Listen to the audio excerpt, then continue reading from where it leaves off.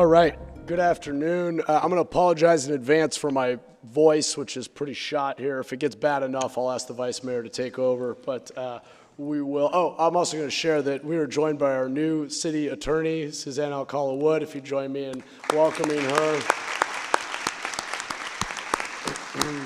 Susanna comes to us from a very extensive career in public service, municipal law, has served in city attorney's offices in a number of cities, most recently as the city attorney of the city of Sacramento. We're very lucky to have her on the team, now leading our city attorney's office. I know she's going to do a fantastic job and is already settling in. I think this is now actually week 2 on the job.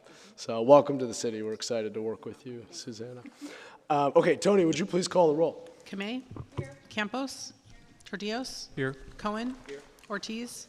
Here. Mulcahy? Here. Dwan? Here. Candelas? Here. Casey? Here. Foley? Here. Mahan? Here. You have a quorum. Great, thank you so much. Now if you're able, please stand and join us in the Pledge of Allegiance. I pledge allegiance to the flag of the United States of America and to the republic for which it stands, one nation, under God, indivisible, with liberty and justice for all. Thank you. Today's invocation will be provided by Reverend Steve Pinkston, who I know as Mr. Pinkston from our days at Bellarmine College Prep together, of New Beginnings Community Church. And Councilmember Casey will tell us more. Thank you, Mayor. Just some brief prefatory remarks before I read his bio. Mr. Pinkston and I are connected all the way back to 1986 when I was a freshman at Bellarmine. And I can tell you more than a few times, figuratively, Mr. Pinkston had to grab me by the ear and set me straight, and I appreciate him. Our motto at Bellarmine is to be a man for and with others, and I can think of no one in my 53 years on this planet that embodies that motto more than Mr. Pinkston. His impact as a mentor and a father figure to thousands of folks, it's unprecedented and much appreciated, and you will be hard-pressed to find anyone that's walking this planet that has a negative word or bad word to say about Mr. Pinkston. And with that, I'll read some of this information here on his background. Reverend Pinkston has been a high school teacher in biology, math, social science, and religious studies for over 4 decades, famously teaching at Bellarmine College Preparatory School from 1980 to 2020. He was also their Christian Service Director and moderated the Black Student Union and Agape Service Club. Reverend Pinkston was ordained in 1984 at Antioch Baptist Church, where his father was a senior pastor. He served in the youth ministry for 10 years and served as an associate pastor at Maranatha Christian Center in San Jose, where he ministered to incarcerated people. Reverend Pinkston is active in the community in other ways too. He is a board member for the Recovery Cafe at San Jose, is an active member of the Santa Clara County Alliance of Black Educators, supports the San Jose chapter of the NAACP, and actively serves with the Faith Leaders Board of American Leadership Forum of Silicon Valley. Reverend Pinkston holds a BA in biology from Pomona College, has taken classes at the University of Nairobi in Kenya, and holds a master's degree in education from Claremont Graduate University and a master's degree in theology from the University of San Francisco. It is my honor to introduce Reverend Steve Pinkston.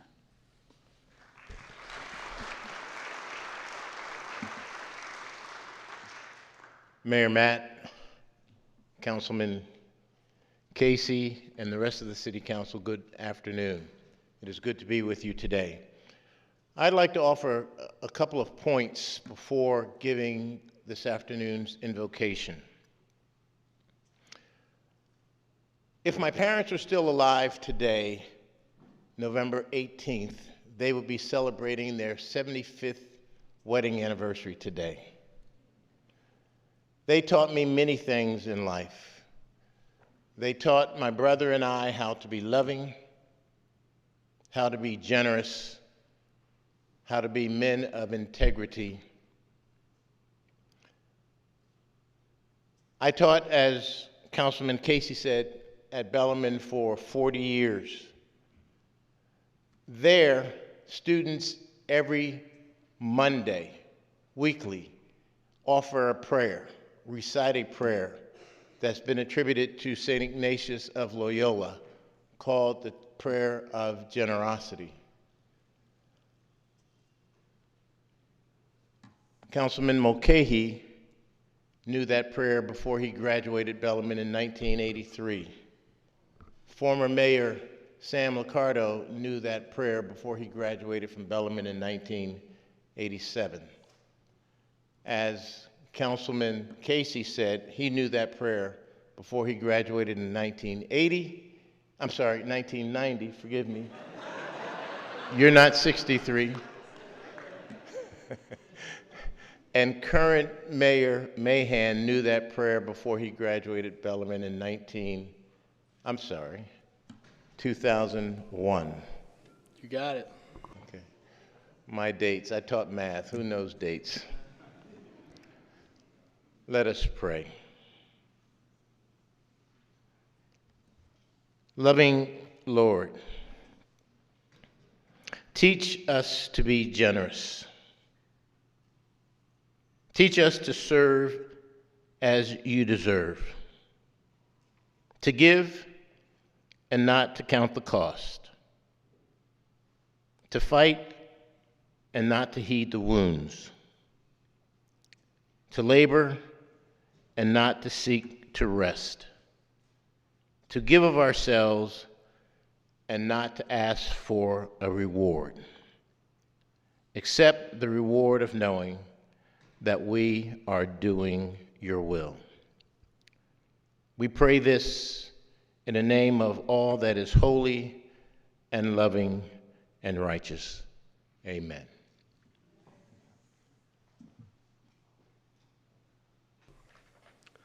Thank you, Mr. Pinkston. It's always great to see you. Thanks for all your good work in the community. Thank you, Councilmember Casey. All right. We are moving on to our ceremonial items. Councilmember Kamei, if you join me at the podium, we will recognize and proclaim National Stormwater Day.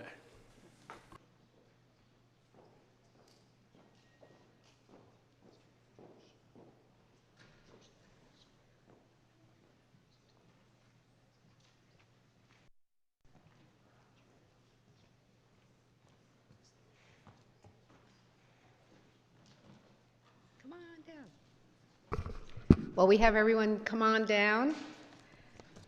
This is an effort that is not just me. It is an effort with the community and with our wonderful city staff, so come on down. Today, we recognize the importance of stormwater management and its impact on our environment. Stormwater runoff is a major source of pollution, carrying contaminants, sediments, and debris into our rivers, lakes, and oceans. With increased awareness and collective action, we can address this challenge. We celebrate National Stormwater Day, raising awareness about stormwater runoff and how we can help protect our waterways, improve water quality, reducing flooding, and preventing pollution. The City of San Jose has many programs that address the impacts and sources of stormwater pollution across the city, including green stormwater infrastructure, full trash capture, the encampment management program, and our newest citywide initiative, Adopt the Storm Drain program. The Adopt a Storm Drain program was an initiative launched by my District 1 in collaboration with Environmental Services on Earth Day 2024. This program has demonstrated the city's commitment to environmental responsibility by keeping the storm drains clear of trash and other pollutants before they reach our waterways and ultimately out to our bay. On Earth Day, April 22nd, 2025, the program expanded citywide, led by the Environmental Services Department Watershed Protection Division. Since expanding with the support of our community volunteers, we've adopted I think it's more than 64 now. I heard over the weekend that it was more than 64 storm drain inlets throughout the city. This program's success would not have been possible without the collaboration of multiple city departments, including Public Works, Department of Transportation, Environmental Services, Parks and Neighborhood Services, Through their teamwork, our city has led the way in protecting our environment and ensuring a healthier community for all. I would like to thank Director of Environmental Services, Jeff Provenzano, and Watershed Protection Deputy Director, Rajni Nair, Department of Transportation Deputy Director, Jennifer Seguin, and Assistant Director, Rick Scott. Public Works Principal Engineer, Norman, I apologize if I get this wrong, Mascarinas, PRNS, and our volunteers and community partners whose active participation has been key to the program's continued growth. Let us keep working to protect our water resources and create a healthier environment for generations. And I want to say a special thank you to my friend and community member, Roberta Whitty. She noticed that there was a need in our community to take care of the storm drains. And so I just want to say thank you so much for your encouragement. And you know, I know that my colleagues love a little bit of competition, so we started in District 1, and we want to see 1 year from today how many more are in other districts. So with that, I want to say happy Stormwater Day.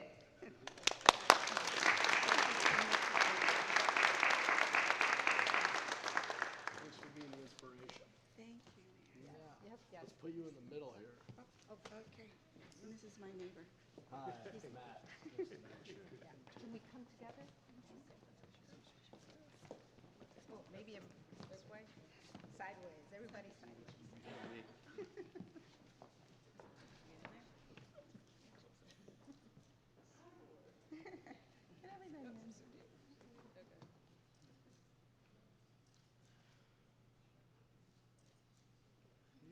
Thank you so much. Congratulations. Happy birthday, Matt. Thank you. Was it your son's birthday, too? Mine was Sunday. I knew we were close.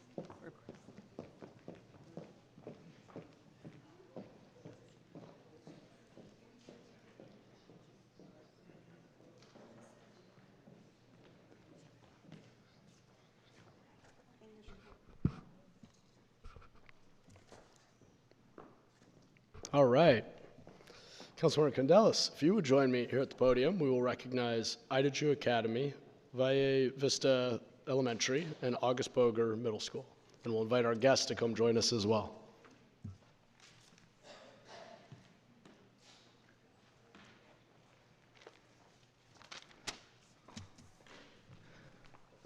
All right. Good afternoon and happy Tuesday, everybody. I am proud to recognize the extraordinary achievements by both Ida Ju Academy and Valley Vista Elementary School, one, as well as August Boger Middle School from the Mount Pleasant Elementary School District. Up first is August Boger Middle School, which recently received the Civic Learning Award of Distinction from the Judicial Council of California. And here today representing the school is Principal Raquel Topete. August Boger students are deeply engaged within the community, with nearly 99% of students volunteering through fundraising, activism, or service. The school has built a rich civic program through project-based learning, seminars, student government, and more. In fact, last week I had the privilege of joining Principal Topete for the Ruby Bridges Walk to School Day, which was very, very well participated by the students at August Boger, and their collective commitment to civic engagement is something that's truly inspiring, and looking forward to see what they achieve in the near future. Our other honoree today is Ida Ju Academy and Valley Vista Elementary School. We're lucky to have Principal Dr. Anthony Alvarado and some of the wonderful staff and a few outstanding students join us this afternoon. Thank you for being here. Ida Ju and Valley Vista has earned the Civic Learning Award of Excellence from the Judicial Council of California. This is the highest honor that our state offers to schools promoting civic engagement. Their civic learning practices span elementary through middle school grades, and they emphasize problem solving in the real world. This award reflects a powerful combination of innovative teaching, and the belief that youth can be engaged, informed, and participate in our democracy. Educators like Ms. Alyssa Friend are even pioneering new approaches that will soon be shared with colleagues across the county, from Math Club and Green Club initiatives, the Robotics Club, the schools building not only academic excellence, but also teaching character, leadership, and civic responsibility. To the staff and students here with me today, and all the great teachers and students on campus who are watching us online, your passion and teamwork are at the heart of this accomplishment. And on behalf of myself, as well as my colleagues on the City Council, I want to offer our warmest congratulations to Ida Ju and Valley Vista Elementary School and August Boger Middle School, the community, students and educators, staff, and their families for earning this well-recognized recognition. Now I will pass the microphone to Dr. Alvarado to share a few words before the mayor presents the commendations. Good afternoon, everyone. Good afternoon, Mayor, council members, and Council Member Candelas. My name is Anthony Alvarado, principal of Ida Ju Academy and Valley Vista Elementary in the Mount Pleasant Elementary School District.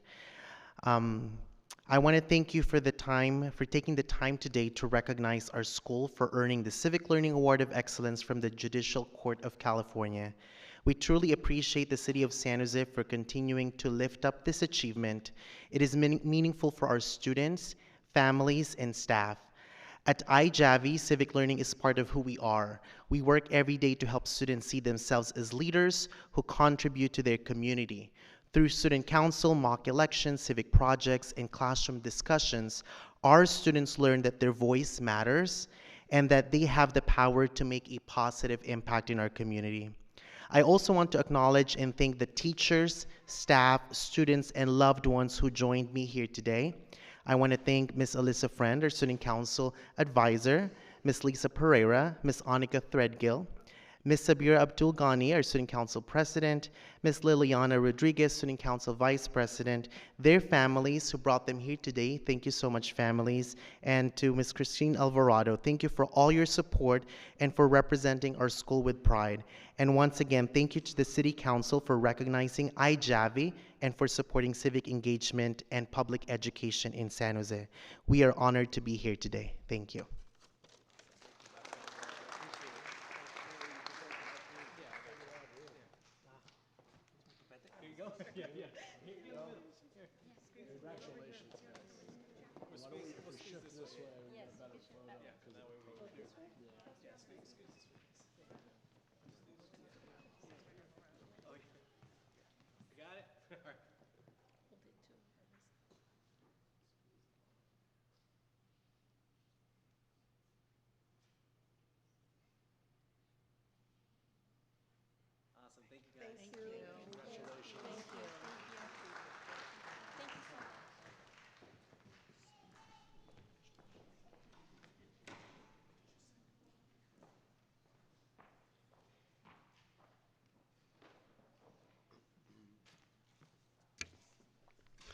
All right, congratulations.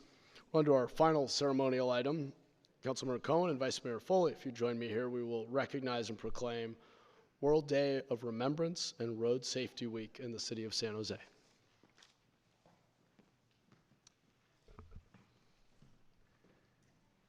Okay, today we are proclaiming World Day of Remembrance for road traffic victims, as well as recognizing Road Safety Week. Each day, as we share the road with other drivers, pedestrians, and cyclists, we make countless decisions that hopefully find us safely at our destination. However, moments of distraction, impatience, or poor judgment can lead to life-altering tragedies.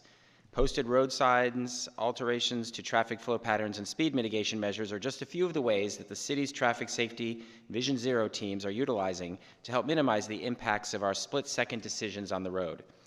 Traffic safety is not just the work of these teams, but a commitment that each of us make to ensure that we all end up at home safe and sound at the end of each day. Because behind every wheel, in every passenger seat, is a parent, a friend, a child, or a loved one. We each have the power and responsibility to help ensure that they get home. Let us commit to taking steps to be more mindful of our actions and their consequences. The roads belong to everyone, and it is up to us to make them safe for us all. With that, I'd like to invite DOT Director John Risto to say a few words, and then Mayor will present the commendations. Thank you, Councilmember Cohen. On behalf of both Department of Transportation and our partners in traffic safety, San Jose Police Department, I want to thank you for this proclamation and commitment to traffic safety.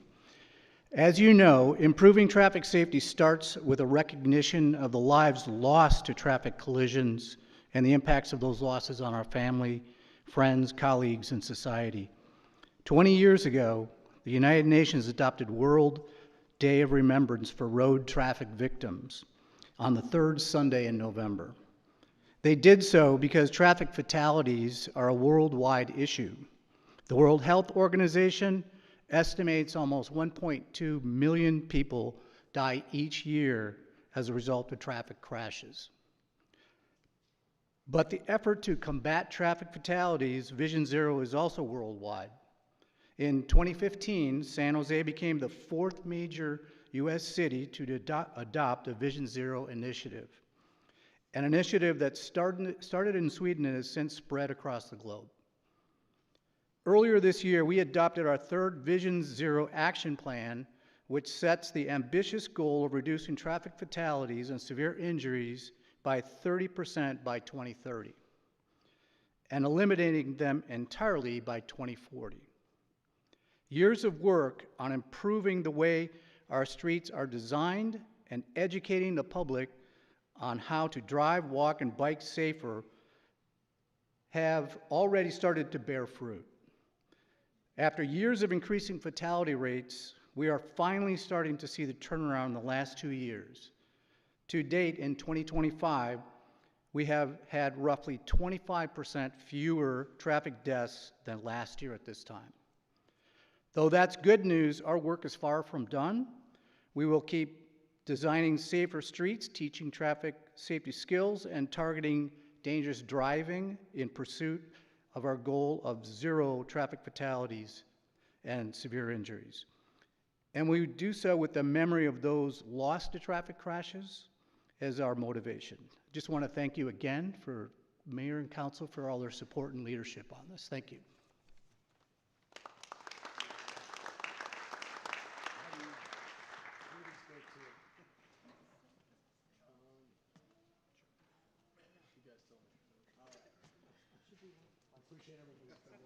Should we shift this way?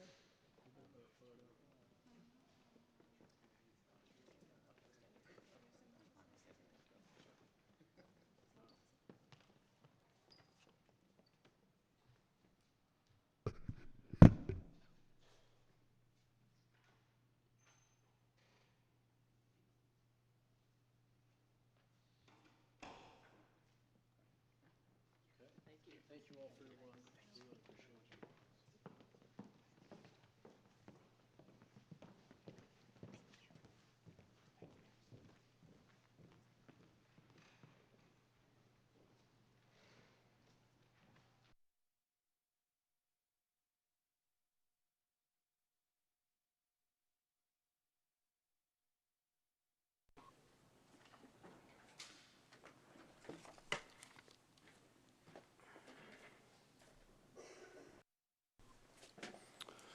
All right, thank you all. We're on to orders of the day. Does anyone on the council have any changes to the printed agenda? Not seeing any. We do have an adjournment today. Today's city council meeting will be adjourned in memory of Rudolph Tennis, who passed away on October 10th, 2025. Born in Mexico and long rooted in San Jose, Rudolph devoted his life to family, community, and the city he loved. He was an author whose work captured the spirit of East San Jose and the lived experiences of the Mexican-American community. He will be remembered for his resilience, warmth, and deep commitment to those around him. Councilmember Ortiz, please tell us more. Thank you, Mayor. Today we adjourn in the memory of Rudolph "Rudy" Tennis, a man whose journey, spirit, and service left a profound mark on the city of San Jose. He is survived by his beloved wife, Lily Tennis, and their children, including his daughter, Darlene Tennis, a proud small business owner in East San Jose, who carries forward her father's legacy of community and hard work. Rudy was born in Tijuana, Mexico, where he first lived a life full of courage and artistry as a bullfighter before immigrating to the United States and proudly becoming a naturalized citizen. In 1955, he married the love of his life, Lily Sanchez, at St. Joseph Cathedral, and together they raised 5 children here in our city. Rudy was a pillar of community activism, a founding member of PACT, People Acting in Community Together, showing up for countless rallies, marches, and moments of collective struggle. He co-founded both Los Amigos and the Latin American Lions Club, building spaces rooted in service, leadership, and of course, cultural pride. An entrepreneur at heart, Rudy owned 2 jewelry stores, providing jobs and opportunities for others, and charmed the airwaves as a part-time Spanish language radio personality on Radio KOFE. He gave generously of his time and visited classrooms across San Jose, including classrooms in Juvenile Hall, sharing poetry and stories and even his experiences as a bullfighter, inspiring generations of young people. Rudy and Lily were blessed to renew their vows for their 70th anniversary, a celebration of love, faith, and family. And he passed away peacefully the following day. May his memory be a blessing, and may we honor him by continuing his legacy of service, courage, and community. Now I'd like to invite his daughter, Darlene, to please share a few words.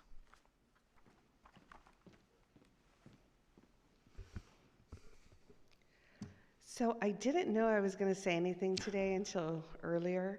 And I love that they showed all his accomplishments. You know, people, men in particular, always think it's the coolest thing that he was a bullfighter.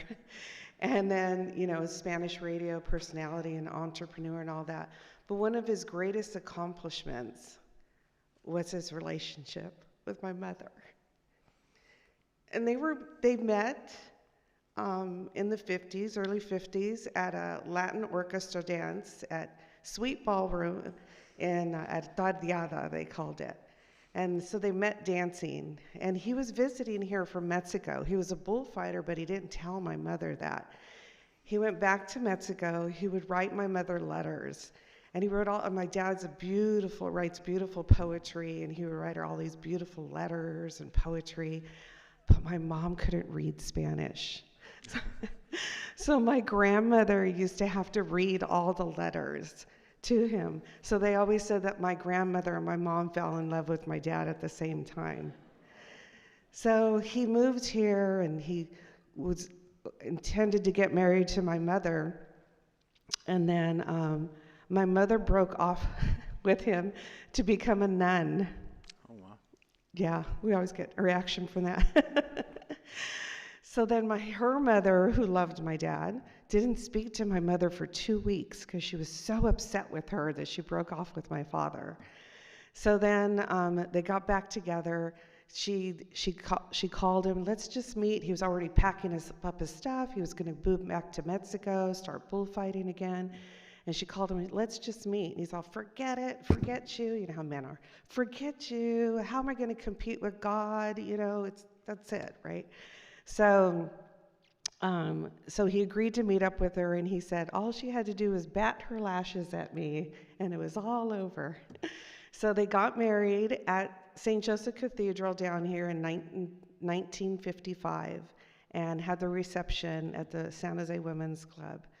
And so they just celebrated, were able to renew their 70th anniversary. My dad held on because he wanted to do that for my mother. And as you heard, he passed away the next day. So that was, of course, his greatest accomplishment, I believe, is this great love that they had and they were able to share with the community. Thank you.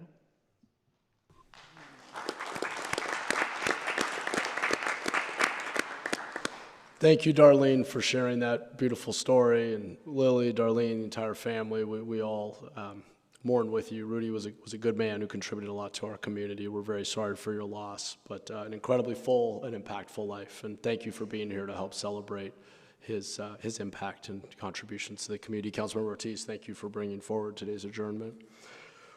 We are going to now move on to the closed session report. There's nothing to report out of closed session. Great, thank you, Susanna. Okay, next is the consent calendar. Are there any items council would like to pull from consent? I have one I wanted to briefly comment on. I'm sorry, I didn't see any hands. Are there any others? No, okay. I have one I just want to briefly comment, ask a question on, and then I think I have a brief script I need to read for item 2.24. But first on 2.17, this is the resolution authorizing new operators and grant agreements for the motel program. First, I want to thank our city manager, Eric Sullivan, Cupid, Alexander, and the entire housing department for the tremendous work that's been done to expand our interim housing and shelter capacity. In fact, yesterday with the ribbon cutting at Cherry Ave, which I know no one was happier or more excited than Vice Mayor Foley, who championed the project, we crossed that threshold of adding over 1,000 beds, immediate alternatives to the streets this year, which is just an incredible milestone, more than any other city that we're aware of, certainly on the West Coast. So I want to thank our housing department for your work in scaling up to meet this urgent need, and our partners like Home First have really stretched and gone to great lengths to support us as we've expanded quickly. It's great to see PATH, we hope, raising the bar, stepping up and giving us more variety, more options, and the opportunity to maybe specialize a little bit. As we build these partnerships and extend a number of these contracts, I just want to reaffirm the expectation that this council has set through repeated direction around high-quality data collection and reporting of outcomes. The council has directed very clearly wanting to have a clear sense of how many people are being served, a breakdown of exits, where people go next, unit utilization, we've got a great new dashboard for that, thank you to the housing department, and costs. And I think this is important for understanding the impact of our work and our spending, as well as informing our future budget and policy decisions. Now, on costs, I couldn't help but notice the variability across sites.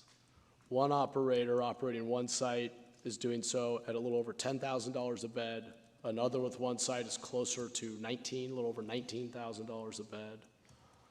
A third operator with two sites is at right kind of in the middle at $16,000. And then there's another with 5 sites that's actually below $10,000. So we have a range of literally 200%, a 2x shift there. So Eric, this signals to me, while not all populations are exactly the same, as we've talked about, there's some opportunities to maybe standardize and find efficiencies in our operating model.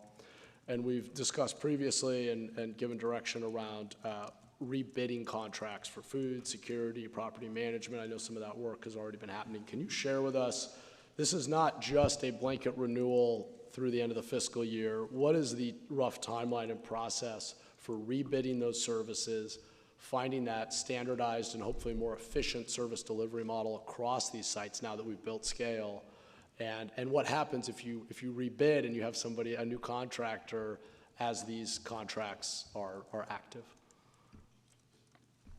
Thank you, Mayor. So Eric Sullivan, Director of Housing. So to speak to the areas of efficiencies we've identified, there are 4. One is security, second is food, third is property management. The fourth one is case management and how we're doing those staffing ratios based on the sites, and that one will come towards the end here once we're able to open up the balance of the sites and then begin to optimize the system.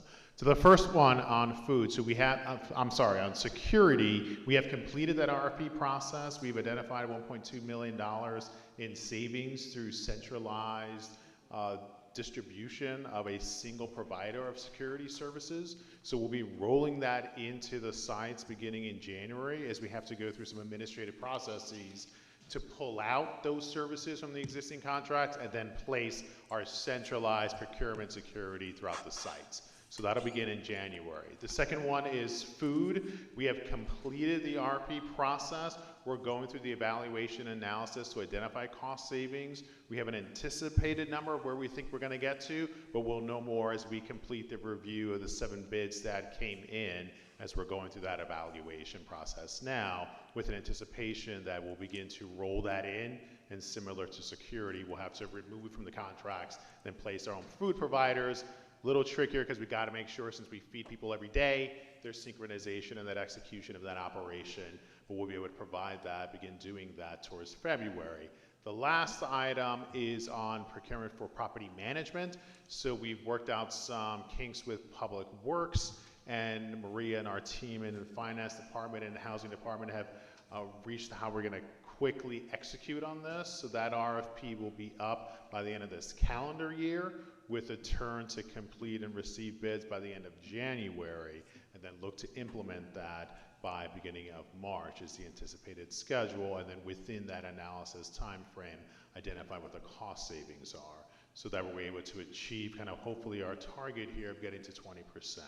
The fourth item related to case management, that comes to the standardization. As you saw some of the variances across the different sites, some of that speaks to the population being served, some of that speaks to just inconsistencies throughout sort of how we standardize the execution of that case management. That's also buttressed by the fact that as the county is rolling out its direct services onto our outside, we're figuring out what is the right sizing for the execution of that daily management across each of the 22 sites. Upon the completion of Cerrone here at the end of this year, how we're leveling that off so we can ensure we're maximizing that service delivery coming from the county, and then appropriately right-sizing what is our case management services to reduce and throttle down that execution, again, to help recoup those savings. Great. Thank you. Thank you again for you and your team's hard work on this, and for all that additional context. I wanted to make sure that the council had that and knew that we are not slowing down or delaying any of that work just because we're extending these contracts out to June 30th. So that's important. Obviously, we've all been very focused on the operating model, the cost, the efficiency, and the outcomes. So that was useful context, I think, for everyone. Thank you. I appreciate it. Okay, and then I was told I have a script for...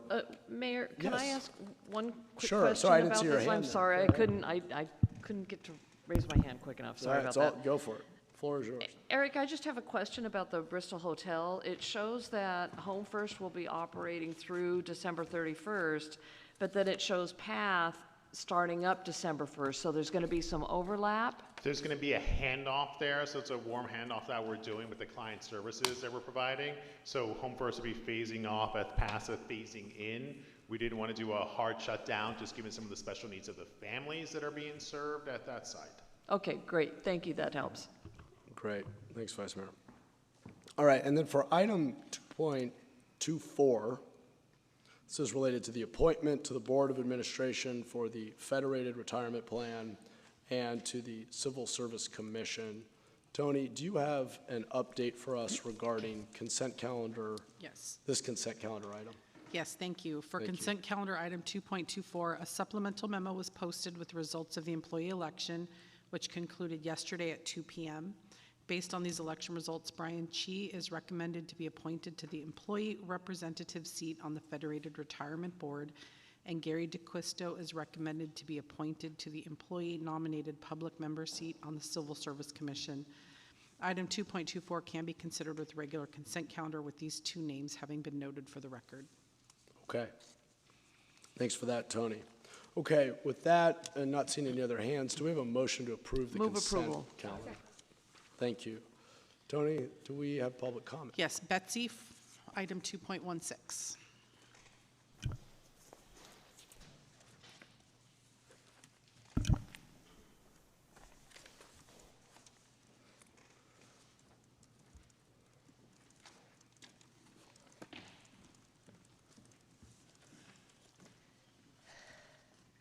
In the July 9th abatement that you put my brother through, his legs were injured in his frantic rush to save as many of his belongings as he could. Due to the blood thinners that he takes for blood clots, his wounds still have not healed. I saw him on Sunday and his wounds were infected. Green pus was dripping down to his socks because he has no running water to clean his wounds with. Last night I begged him to come over so that I could help him clean him and bandage him, and he did. He came over. When he got there, his neighbor called him and told him that his trailer had just been towed by the police department because he can't afford to register and he can't afford to move it every 3 days. So once again, he's losing what he worked so hard to obtain. You have no shelter available, no safe parking spots. He's on parole and can't leave and can't go anywhere else. And you can't even give up a parking spot to just let him stay. I hope that that parking spot is worth all the pain and suffering that you are causing. Aho. Back to council. Thank you, Tony.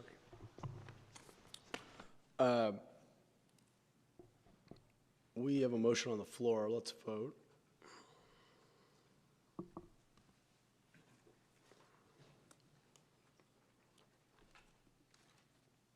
Motion passes unanimously. Thank you. All right, we're on to land use consent, item 10.1A. There's no staff presentation.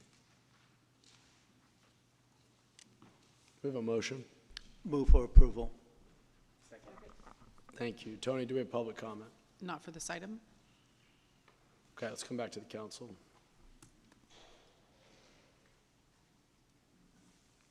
Ready to vote? Yes, I'm sorry. Okay, sorry, I saw one mic up, so I thought maybe there was a request. Motion passes unanimously. Thank you, Tony. We're on to item 10.1B.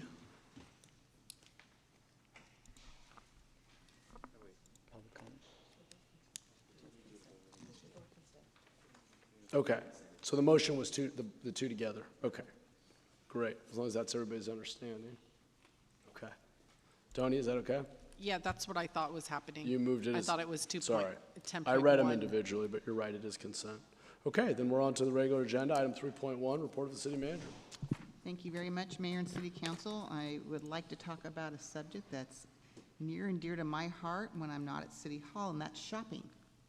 So the holiday season has arrived, and I'm pleased to share that the City of San Jose's Office of Economic Development and Cultural Affairs is once again partnering with Visit San Jose, business associations, and other stakeholders to promote the unique local shopping opportunities, restaurants, and attractions that make San Jose the Bay Area's ultimate holiday destination. This campaign supports the city's growing our economy focus area goals of strengthening and sustaining small businesses and key business corridors in San Jose by attracting more people to our diverse neighborhoods. The campaign will highlight family-friendly holiday attractions like the Doka Holiday Lights Festival, Downtown Ice and Christmas in the Park, seasonal performances and shows, and the best in shopping and artisan markets like Santana Row, Valley Fair, and the S.J. Made Winter Wonder Market. As part of the collaborative marketing effort, the Office of Economic Development and Cultural Affairs is promoting local shopping through its online guide, sjEconomy.com/shoplocalsj.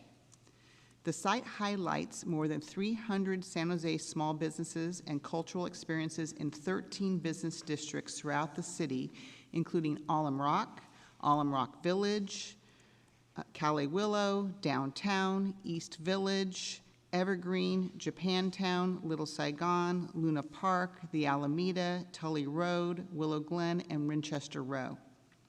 Small Business Saturday is on November 29th, and we encourage everyone to shop and dine local and explore all San Jose has to offer to strengthen our local economy and support businesses in our city. I'd like to thank the Office of Economic Development and Cultural Affairs and Team San Jose for leading this collaboration, and to our partners for their help in promoting Shop San Jose, encouraging residents and visitors to explore our city while also supporting small and local businesses. Thank you very much. Thanks for that. Thanks for that announcement, Jennifer. We are on to item 4.1. This is the military equipment annual report from our police department. We do have a brief presentation, so we'll just give Chief Joseph and the team a minute to transition.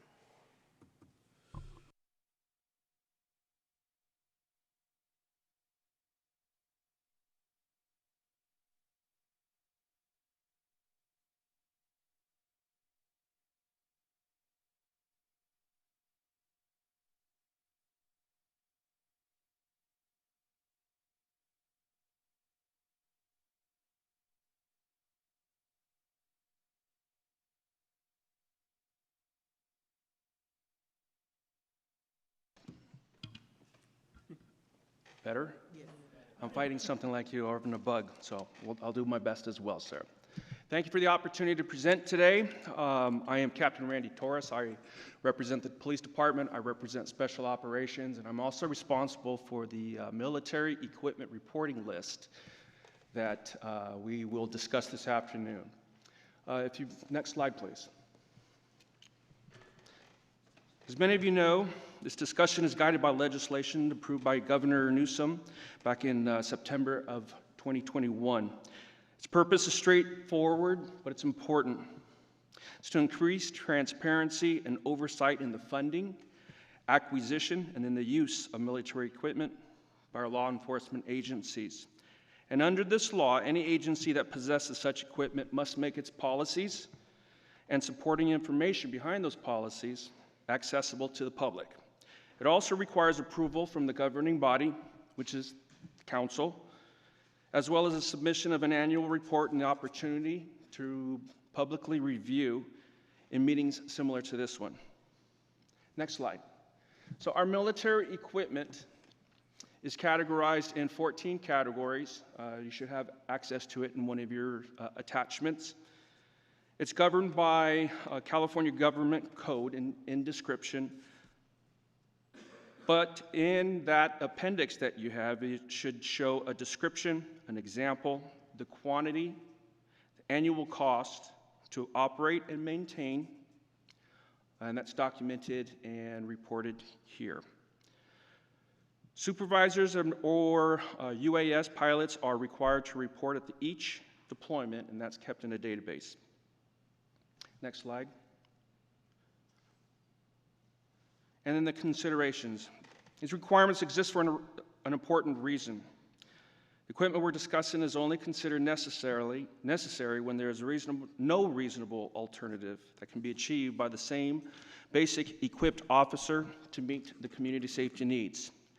This equipment must also be reasonably cost-effective when compared to other options and provide a higher degree of protection. And just as important, the equipment may only be used by department members who are specifically trained on that item, or as mandated by the Commission on Peace Officers, on the Peace Officer Standards and Training. It's always under and in consideration to exceptions of exigent circumstance. Together, these safeguards ensure that military equipment, when used, it's used responsibly, it's used effectively with the highest regard of public trust. If we move on to the next slide, you'll see our deployments for the calendar year of 2024 as documented. The military equipment's events, specific events, were documented 189 events in calendar year 2024 with 246 deployments of a specific category equipment. You can see that 132 of that first category are used for police activity, where the remainder deployments used for either training or community events. Our drone program, moving to the next image, our drone program is very popular, very effective, and very useful. You see that our UAS, unmanned aerial, help me with the S, please, systems, thank you, sir. Our UAS flights include 671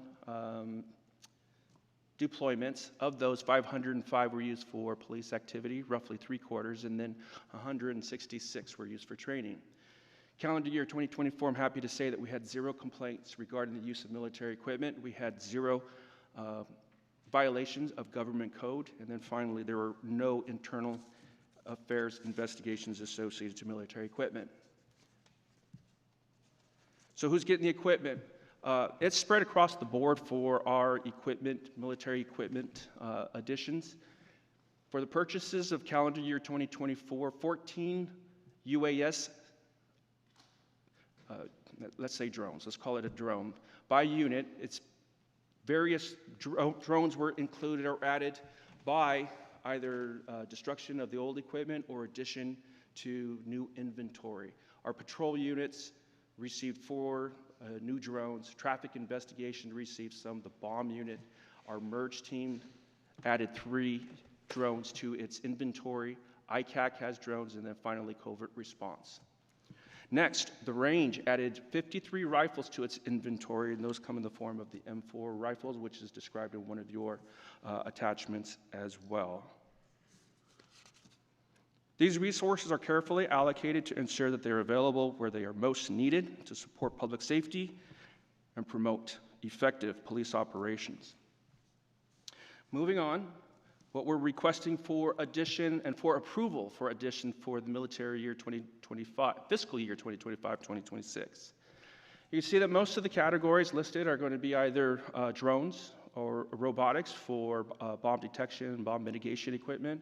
And then finally, a new chemical agent deployment system is being requested for approval as well.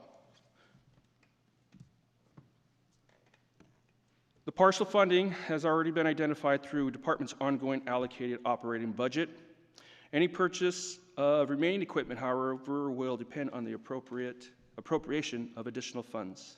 This ensures that all acquisitions move forward responsibly with financial oversight as established by the city and the government. Next slide, please. Accessibility to this information is public. It's a simple search through our city's police department's website, and it'll come up with a significant amount of documentation which has been dedicated to military equipment reporting, accessible through sjpd.org. And moving on. This afternoon, we're going to ask for two actions. First is to accept the annual report, which you should all have a copy of, for the calendar year 2024. Second is to approve the request of authorization to purchase military equipment for use by the San Jose Police Department, with the understanding that any purchase will proceed only if the necessary funds are appropriated.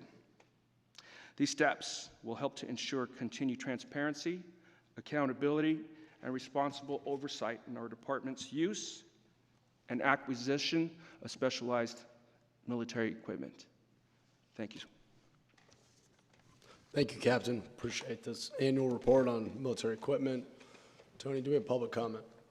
Yes, Tina, come on down.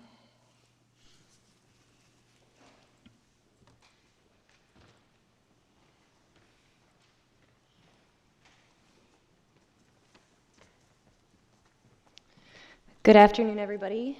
My name is Tina. For 3 years, I worked at Del Mar High School as a special education paraeducator. I was told year on year that there were not enough resources to provide glycemically stable meals for type 1 diabetic students, so they were crashing out every day.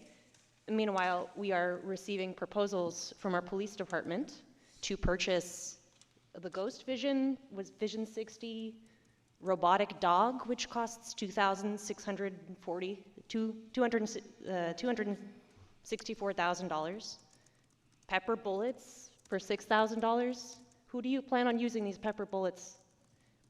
I was shot in the face 5 years ago with a 44 millimeter less than lethal munition.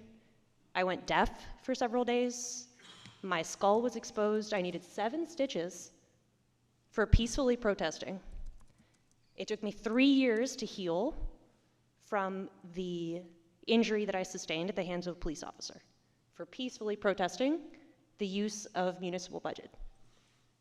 I think it is a defunct interpretation and feeble interpretation of leadership to believe that the use of public funds, whether federally appropriated through grants, which I assume some of this money comes from the feds, to use this money for weapons. In a time when we are at the precipice of a national movement for single-payer healthcare and for the ending of a genocide overseas, investing resources in poisoning people who come to express their dissent for their government's behavior is an irresponsible use of your position. History will not remember you kindly for investing resources in the squelching of democracy, which is precisely what you were. Thank you, that's your time. Back to council. Okay, thank you. Coming back to the council. We'll start with Councilmember Dewan. Captain, can you explain with these equipment, is a necessary equipment to be used and only when law and orders need to be retained in a situation is unattainable? Excuse me, Councilmember Paul Joseph, Chief of Police. I'll take that. I think, I understand the concerns that were just expressed, and I think that the equipment isn't the question, it's the use of the equipment, the appropriate use of the equipment, when it's used. The items that we're seeking approval for are for safety of our community and safety of our officers. For instance, the bomb robots that we're talking about purchasing are to enable our officers, who we ask to step into one of the most dangerous assignments within the police department, to be able to carry out that mission as safely as possible. And obviously, the greater distance a human being has from an explosive device, the less chance they have of injury. That is the purpose of these items. They have been labeled military equipment by the state legislature, and obviously there's some overlap in the missions of law enforcement and the military. The military also disposes of explosive devices and such, but these are standard items in American law enforcement today in any big city. So these are not esoteric or peculiar items that we're asking for. Thank you very much, and with that I move for approval of the report and approve of the purchase. Thanks, Councilmember. Appreciate it. Any other comments or questions? Not seeing any. Tony, let's vote.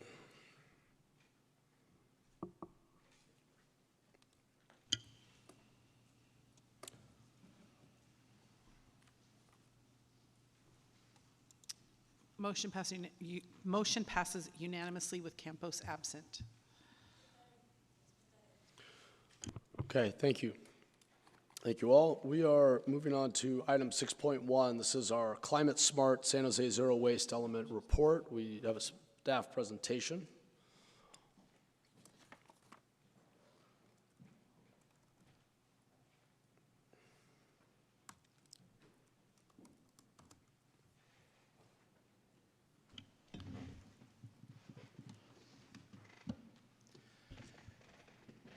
Good afternoon, Mayor and Council. My name is Jeff Provenzano, the Director of the Environmental Services Department, and with me is Valerie Osman, Deputy Director of our Integrated Waste Management Division, and Megha Prakash, Senior Environmental Program Manager in Integrated Waste Management. Today we have a different item than normal. Often when we're going about doing programs that we implement, the services that we provide, we come across areas where we're always looking for efficiencies, in areas where the work that we're doing helps benefit other programs. And this is an example here today.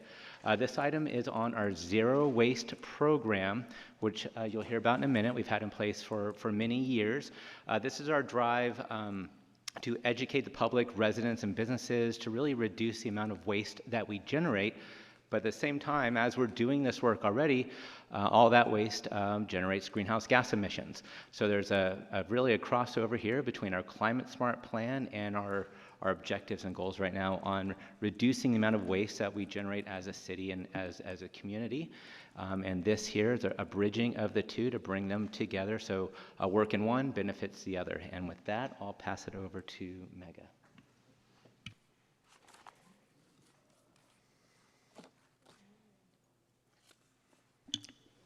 Thank you.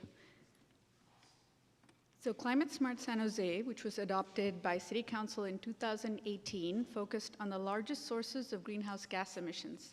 Solid waste was identified as a topic for future consideration. The chart on this slide shows San Jose's community-wide greenhouse gas emissions inventory for 2023. And you can see that solid waste-related emissions comprise 8% of the citywide total. Waste reduction and diversion goals in the zero waste element will help the city move towards its goal of carbon neutrality by 2030 and serves as an update to the 2008 Zero Waste Strategic Plan. This element outlines the city's current waste management processes, the city's goals related to managing waste to benefit the climate, key strategies to achieve these goals, as well as tools and resources for the community to move towards zero waste. The city's contracted local landfill is projected to close within the next 10 to 15 years. When landfills close, waste disposal costs and emissions will significantly increase, especially due to the need to transport waste much further away. Preventing waste, recycling, reducing, composting, and recovering as much as possible help prolong the life of landfills. The city and our ratepayers have benefited from lower rate increases and long-term stability through our hauler contracts. The commercial and residential contracts will expire in 2032 and 2036 respectively. Staff are researching and considering pilots to assess what programs or policies to include in future contracts. This bar chart shows the avoided emissions due to recycling, composting, and anaerobic digestion over the past few years. We are fortunate to have a robust recycling infrastructure within and close to San Jose. The proximity of these facilities help keep our greenhouse gas emissions associated with the transportation of solid waste low. Many of these facilities are amongst the most advanced in the country and serve as national benchmarks. They also provide employment to San Jose residents. Organic waste decomposing in landfills emit methane, a powerful greenhouse gas, contributing to hotter summers, more frequent droughts, and wildfires. Transportation of solid waste also contributes to greenhouse gas emissions. In 2016, the governor signed Senate Bill 1383, which set statewide targets to reduce the amount of organic material being sent to landfills. Our city programs have already been doing this for many years, even before Senate Bill 1383 was signed into law. Since 2008, residential garbage is sorted by green waste recovery to recover organics such as food scraps and compostable paper, which is then composted. This process is also referred to as back-end processing or mixed waste processing. Since 2013, commercial organic waste has been sent to the Green Waste Renewable Energy Digestion Facility for anaerobic digestion, where electricity and compost are produced from material processing. So what is zero waste? This slide shows the zero waste hierarchy diagram presented in this element. Recognizing that there will continue to be some legacy materials such as treated wood and asbestos that must be landfilled at the end of their useful life, San Jose's performance measure for zero waste is 90% diversion from landfill. And for some context, the city's overall solid waste diversion rate for financial year 24-25 was 62%. The city has well-developed programs to divert organic waste from landfill through composting and anaerobic digestion, which is in the middle section of the zero waste hierarchy diagram on this slide. However, we can't get to zero waste through recycling and composting alone. Supporting waste prevention efforts through repair and reuse will reduce the quantity of materials going to landfill as waste. For example, encouraging the use of reusables over single-use disposable items, facilitating repair clinics for the community. Staff will play a supportive role to further zero waste goals by providing tools and resources to residents and businesses through education and outreach. This slide shows the timeline of staff's work to develop the zero waste element. From 2020 to 2023, a team of ESD staff and consultants worked to define the scope of this element, focusing only on Environmental Services Department managed solid waste programs and services, which include residential, commercial, construction and demolition, and city facilities. As the element serves as an update to the 2008 Zero Waste Strategic Plan, the scope is focused at the property level, which includes those that have garbage and recycling services. The team analyzed the city's net greenhouse gas emissions resulting from the solid waste sector and re-evaluated the prioritization of the city's zero waste strategies. San Jose residents and businesses were given an opportunity to provide feedback on the draft element in the winter of 2024. Following this stakeholder engagement period, the element was updated to incorporate community feedback, particularly on the priority strategies. To ensure that the element accurately reflects the priorities and concerns of the community, the city conducted a series of outreach and engagement events in January and February of 2024. This included an online open house, a community survey, and a community meeting. Over 200 community members, including residents and businesses, provided feedback during this process. This engagement aimed to assess awareness and attitudes towards recycling, composting, waste prevention, along with understanding critical barriers and motivators related to strategies in the element. Community members indicated that preventing waste is very important to them. They conveyed that they want to see the positive impacts of recycling in their communities and sought more educational resources from the city to help them better navigate waste management, particularly outreach to schools and all members of the community. This slide shows all the strategies presented in the zero waste element, except for destructive disposal, which is the least preferred method. Community action is essential to the success of this plan, and community engagement is one of the foundational strategies of the element. The city will work closely with the community as it carries out the city-led actions, especially to understand any barriers and opportunities to reduce waste and recycle right. Each strategy is supported by one or more recommended city-led actions or projects. The actions are categorized as either short-term, implemented within 8 years, or long-term, beyond the 8-year horizon. The 8-year time frame aligns with current waste hauler contract lengths. City staff are already implementing projects that align with the strategies presented in the zero waste element, as well as to comply with current regulations. Staff will track and report progress through the Climate Smart Data Dashboard, which is publicly available on the city's website. The table on this slide shows the indicators and metrics that the data dashboard will track. The city will use this tool to evaluate the impact of its initiatives and programs and identify areas where adjustments or new approaches are needed. Staff would like to highlight a few projects that are already being implemented in alignment with this zero waste element and relevant regulations. The OOPS tag program has been successful in raising awareness on what is recyclable in San Jose, and it aims to reduce the recycling contamination in single-family households. That staff will continue to work with service providers on increased outreach and education. Earlier this year, staff utilized state-awarded grant funding to launch a free compost hub pilot open to city departments and city projects. Based on learnings from this pilot, staff plan to launch a compost hub that is free and open to the public. Staff are currently evaluating several community gardens and city parks as potential locations for the next phase that will be accessible to the public. Staff are in the process of updating the construction and demolition diversion program. The construction and demolition waste makes up about 1/3 of San Jose's waste stream, and it represents a challenge because it's usually composed of heavy materials such as concrete and asphalts. These do not break down in the same way as other wastes. Earlier this month, staff launched the Zero Waste Innovation Grant Program. The program is a competitive funding opportunity to support creative, community-driven solutions that reduce solid waste and greenhouse gas emissions. They expand reuse infrastructure, public education, community engagement, and innovative partnerships. Eligible applicants include nonprofits, small businesses, community and faith-based organizations, neighborhood associations, and schools or educational institutions who are based in San Jose or recover materials generated in San Jose.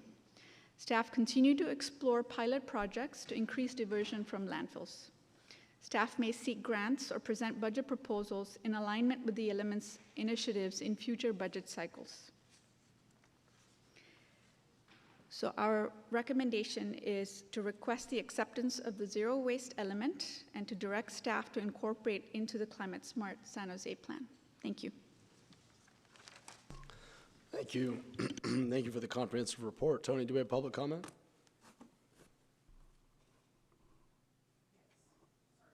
I couldn't read it. Jordan, come on down.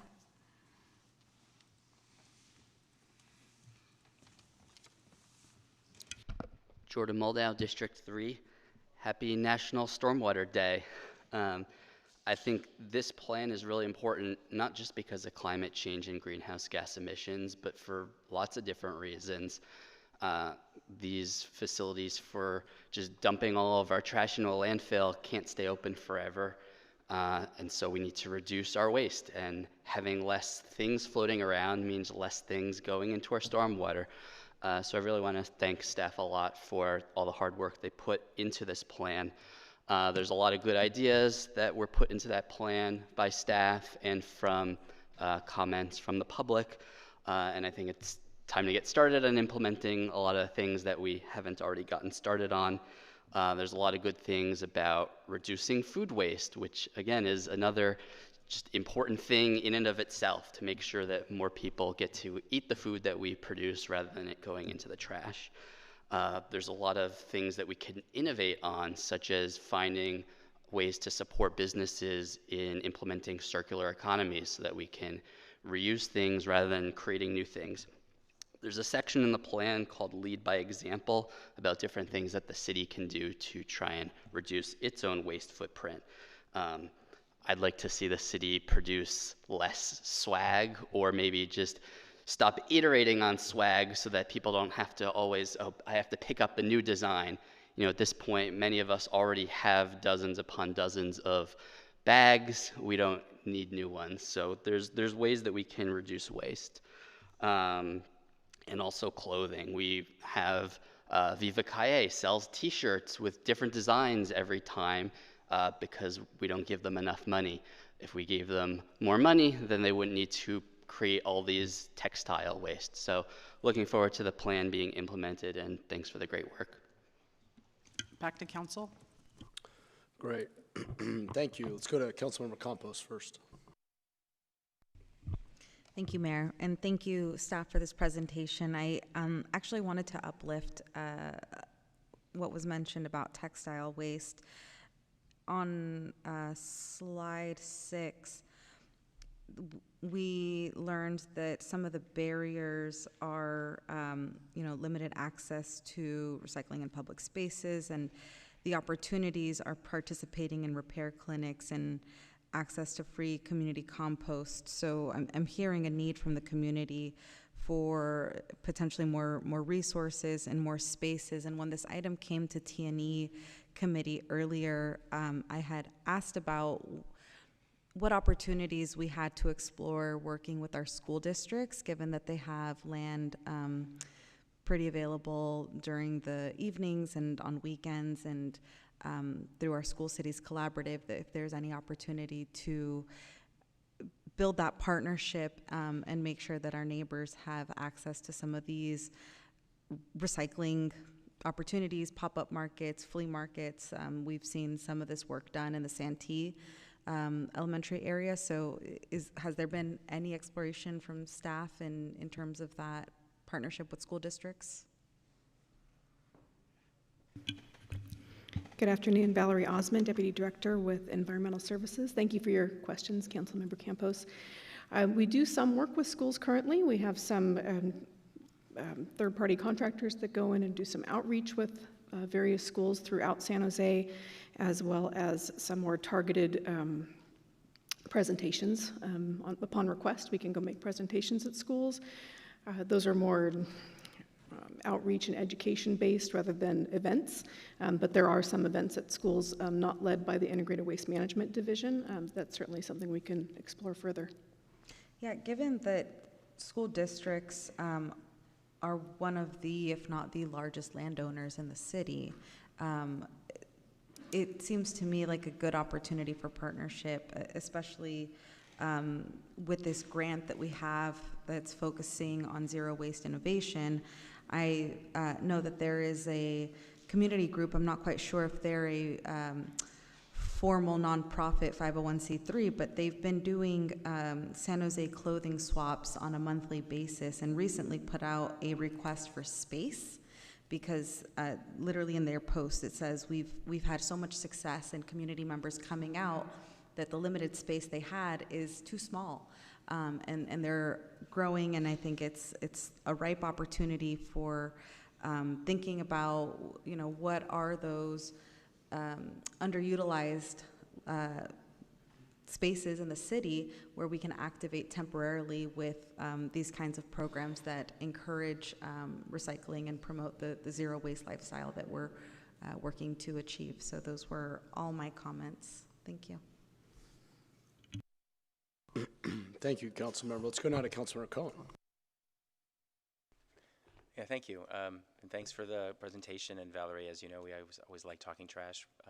So I appreciate the report. I want the comments by Councilmember Campos kind of got me thinking a little bit about some programs that used to exist to help us reuse and recycle a lot of things that are not traditionally recycled by our systems. And I know there used to be organizations like TerraCycle and others that collected things that are not recyclable in our system, but can be used to make, other like equipment or benches or things that are. Are there still organizations like that we could partner with to try to help get people to get things out of the waste stream and into better uses? Thank you for your question, Councilmember Cohen. There are still organizations out there that do different types of collection of source-separated materials. You mentioned one, I can think of a couple of others. We do have residential contracts that give them our residential contractors exclusive rights to those materials when they're placed at the curb. So I think that therein lies some of that challenge is we have contracts in place where that's their material, essentially. And so I'd say our residential contractors, the recycling collectors and sorters do a really good job of sorting that material and then marketing that and getting the highest reuse or recycling use out of that material after it's collected. Okay, But that's encouraging if that's the case. I guess some of these materials are things that I know that TerraCycle used to collect that go into that are at least, my understanding is they're still intended for our garbage stream and not a recycling stream.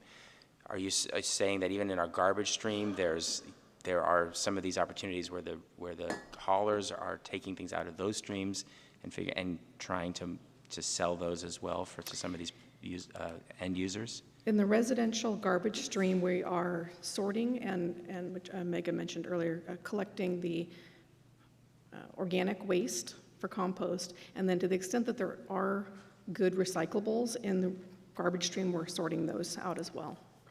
Okay. But yes, there still will be material that is not recyclable in our system that somebody like TerraCycle may be able to take and use. I think we run into that challenge of curbside collection where because they also take some things that would take away from the profitability of our haulers. Potentially, yes. Right. It would be nice to figure out if there's some way we can partner to find other ways to separate further from our garbage stream and reduce what goes to landfill and could be reusable in other ways. I understand that we don't want to hurt the haulers and take things away that they can profit from, but I do think there's still things that are going into the landfill that some of these other providers might make use of. Yes. So something for us to think about in the future. I know that we've done a really good job of improving the cleanliness of our recycling stream for residential pickup. I know, and I really appreciate all the work that the city's doing in that regard. I think I will continue to ask this question every time we have this presentation, but I'm still a little bit confused by our claim that our public garbage collection can be as clean as our residential when we commingle everything in our public receptacles in parks and in streets. And I know that we're working right now to get at least some signage on those garbage cans to make sure people understand they should throw everything in one place. But given the trend of other cities around the world to have separate receptacles on the streets for different types of materials, we've told everybody put everything in one container, we'll separate it later. Do we have an idea of how contaminated that waste stream becomes because of that commingling? I think that falls into the city facilities side. So we usually measure residential, commercial, and then city facilities waste diversion. And city facilities usually does come out a little bit on the higher end. It's a lot of our city hall and all of our city buildings, parks and libraries and everything. So that waste stream combined, I think that also comes out around about 60%, maybe low 60s for diversion, which is still really good. At City Hall, we do a little bit more source separation than you'll see in a public litter can or in a litter can at a park or on a trail, which is single stream, everything goes in there, everything gets sorted. But they are still pulling out organics and recycling and able to divert that material. Yeah, no, I mean, I understand the attempt to separate. I just wonder, since we've made such a big deal out of telling residents, don't contaminate your recycling, and then in our public receptacles, we're contaminating our recycling. Yes, and I would say that in the residential side, it's important to keep them separated because in the recycling cart, if we're putting things that are wet with liquids and foods, then that contaminates the good recycling. So paper and cardboard products get wet and then therefore are not recyclable.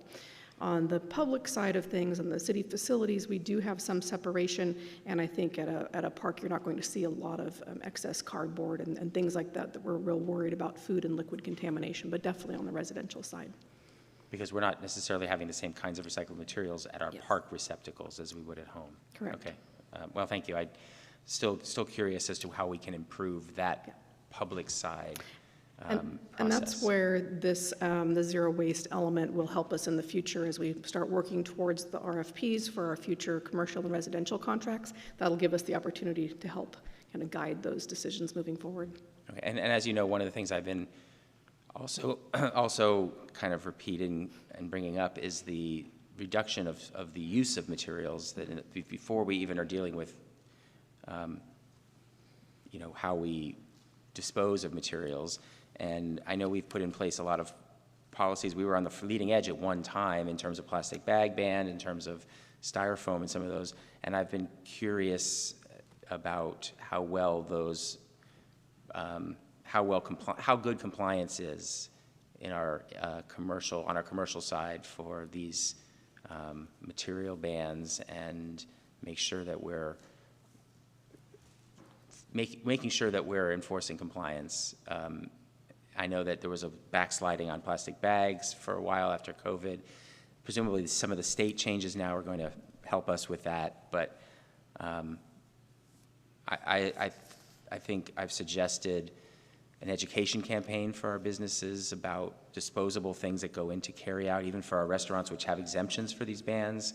The fact that everybody is still given disposable forks and knives, I know the state did say we shouldn't do that. You should have to ask, but are we educating our businesses on how they can be part of the solution here by not, by default, providing everyone with disposable utensils and other things for everybody who comes and picks things up? Because I know many of us who pick things up to take home then don't need the disposable utensils.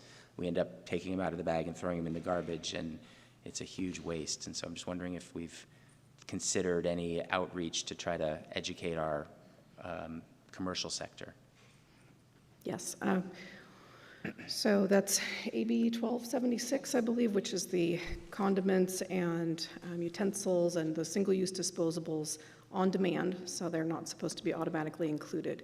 The enforcement on that is really complaint-based. So to the extent that we receive complaints from the public, then we follow up with those businesses individually. And in addition to that, we also have information that we've sent to businesses. We have about 10,000 businesses in San Jose that we provide service to, and so we provide outreach on that information. We've got that information online, as well as the bag ban. There's some additional bag ban regulations coming from the state that go into effect in January, which will close the loophole on the they are reusable, but the not recyclable plastic bags that are being distributed under the current regulations, and the EPS styrofoam containers as well. The bags and the styrofoam containers are also complaint-based. So we do get some complaints that trickle in, and we do some education on that. We can definitely look at expanding that education. Yeah, I think just public awareness. I mean, both from the public side to know, hey, we have these policies and here's the way you can complain if you see it, or maybe even to tell the public when you pick things up and you see these things in there that you don't need, give them back, don't take them, and then also, that additional public work with those who sell to let them know that it's, not only is it good for our environment and all of our goals, but it's probably also good for their bottom line because they don't have to provide everybody with things that they don't need. So anyway, something for us to continue to work on. I appreciate that. And I'll go ahead and move acceptance of the zero waste element report. Second. Great. Thanks, Councilmember. Let's go to Councilmember Kameh. Thank you so much. I want to thank you for the briefing. I learned a lot, and I just wanted to share a little bit with what I learned, and if my fellow council members and the mayor know about it, great. But I was really excited about having access to compost, and so I know that other departments, particularly PRNS, has been sort of like taking advantage of the compost, but I understand that this coming year, perhaps we can, expand it a little bit. I think it's absolutely wonderful. I think that if you haven't had the opportunity, and I haven't gone, but because I got excited about integrated waste management, I thought, well, it'd be great to go see how it all gets separated. And if you haven't gone, especially since we have new members here, it would be a great sort of informative thing to see how all the separation happens, because it's like magic. And I just wanted to thank you for that. I also wanted to sort of connect the educational piece with something that PRNS is doing next year. I know that we've been focusing a lot on SJ 2026, but next year is the 250-year anniversary of our nation, and so PRNS, as I understand, is going to try to plant as many daffodils throughout the city, and I thought, oh, compost, daffodils, getting the schools involved. So we are all in District 1, and I know that there's a goal, and sort of a soft goal, I guess, of planting 250,000 daffodils, right? They're a symbol of hope. They're a symbol that, kind of keeps on giving every year if you take care of them. So I think between the composting and, combining the education, it might be something worth doing. I have already approached my youth commissioner, for those of you who want to approach your youth commissioner to take this project on. I think is going to be a fabulous way to, be able to educate on recycling, composting, whatever it is that we would like to set out there, and have it as a goal for 2026, since it will be our semi-quincentennial of our nation. So thank you so much for inspiring some of this thought, and I look forward to finding out when we can get compost. Thank you, Councilmember, and ditto. I see we've got Vice Mayor Foley now. Go ahead. I just feel like that's a challenge. I love the idea of planting 250,000 daffodils around the city. I think it was Lady Bird, actually, who planted them in Washington, D.C. after when her husband was in office back after Kennedy passed. So daffodils are a beautiful plant and flower, and they grow. You don't have to do anything with them once you plant it. So I think that's a challenge, and maybe I'll take that on in District 9. I want to bring up something Jordan brought up, and that is the swag that we give out and that we receive. We are constantly receiving T-shirts, pins, giveaways, and I can't use them. I don't use them. I tried to give them to my daughter. She wasn't interested in them. I have this whole drawer of pins. I'm not sure what I'm ever going to do with the pins. Huge waste of material. Same thing with the T-shirts, just a huge, huge waste. There's not much I can do with it. You can't really recycle the T-shirts in our recycle bins. You don't take clothing. So you could take them to the Goodwill and sell them, but some may have a message that you don't really want to give to the Goodwill. But so since the public is watching this, I would encourage you that whenever you come to a council member's office, it really isn't necessary to bring a T-shirt, a pin, or any type of swag. Bring yourself and your message. That's all we need to hear. I'll leave you with that, because this is kind of my pet peeve, that we get so much stuff, and as I have a little bit over a year left, I'm going through all this stuff and thinking, what the heck am I going to do with all of this stuff? So just to throw it out to the universe, to be more careful about things that are being distributed with your slogan on it that are great, but we may never use it. It may not ever hit the message that you want it to hit, except that you're creating more clutter and more misuse of dollars and resources. So I'll just leave it out there. Thank you, Jordan, for raising it. Thank you, Vice Mayor.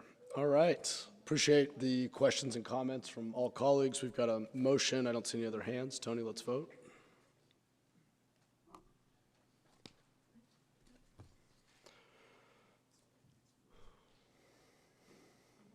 Motion passes unanimously. Great, thank you. Okay, we're on to item 8.1, Master Easements Agreement and Site Works Agreement with Microsoft Corporation and Valley Water for the San Jose Santa Clara Regional Wastewater Facility. I believe, Vice Mayor, you have a recusal.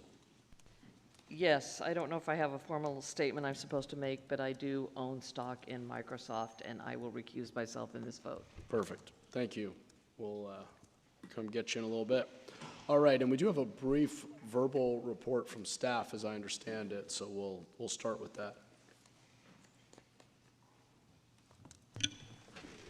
Thank you, Mayor. Good afternoon. I'm Kevin Ice, Director of Real Estate, Assistant to the City Manager in the Office of Economic Development and Cultural Affairs. I'm joined in the box today by Jen Baker, Director of OEDCA, Cameron Day, the City Attorney's Office Real Estate Attorney, Senior Deputy City Attorney, and Jeff Provenzano, Director of Environmental Services. So this is the first of two items that we're bringing to you regarding land use at the Regional Wastewater Facility, or RWF.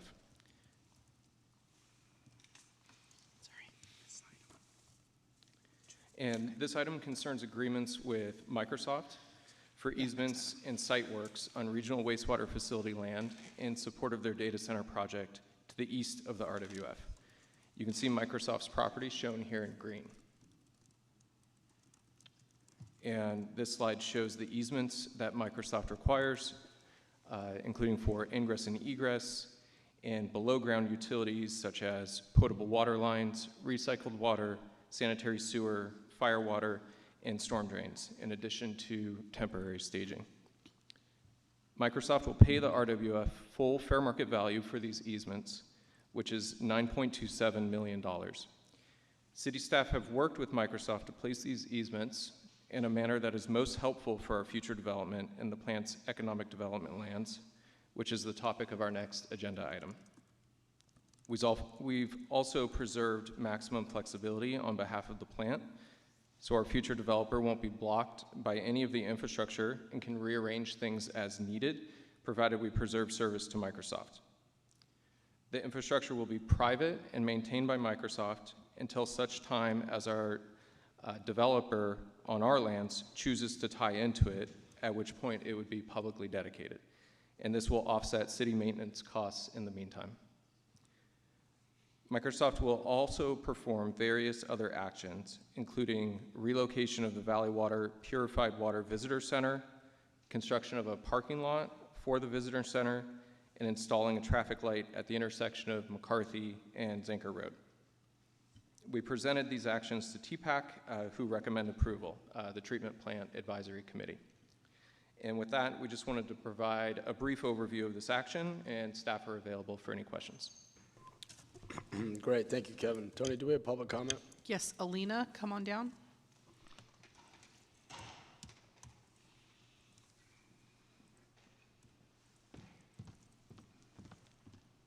Good afternoon, Council, Mayor. I understand this project was approved a while back, And as we've just seen from the diagrams and the upcoming 8.2, it seems that these projects are very intimately connected. And so I'm wondering if there's been any studies of these projects cumulatively, and if this Microsoft data center is a hyperscaler, a generative AI data center. Have we had community engagement on this, and have we had any study sessions on the public health impacts that we've been seeing across the nation in terms of the news on hyperscale data centers?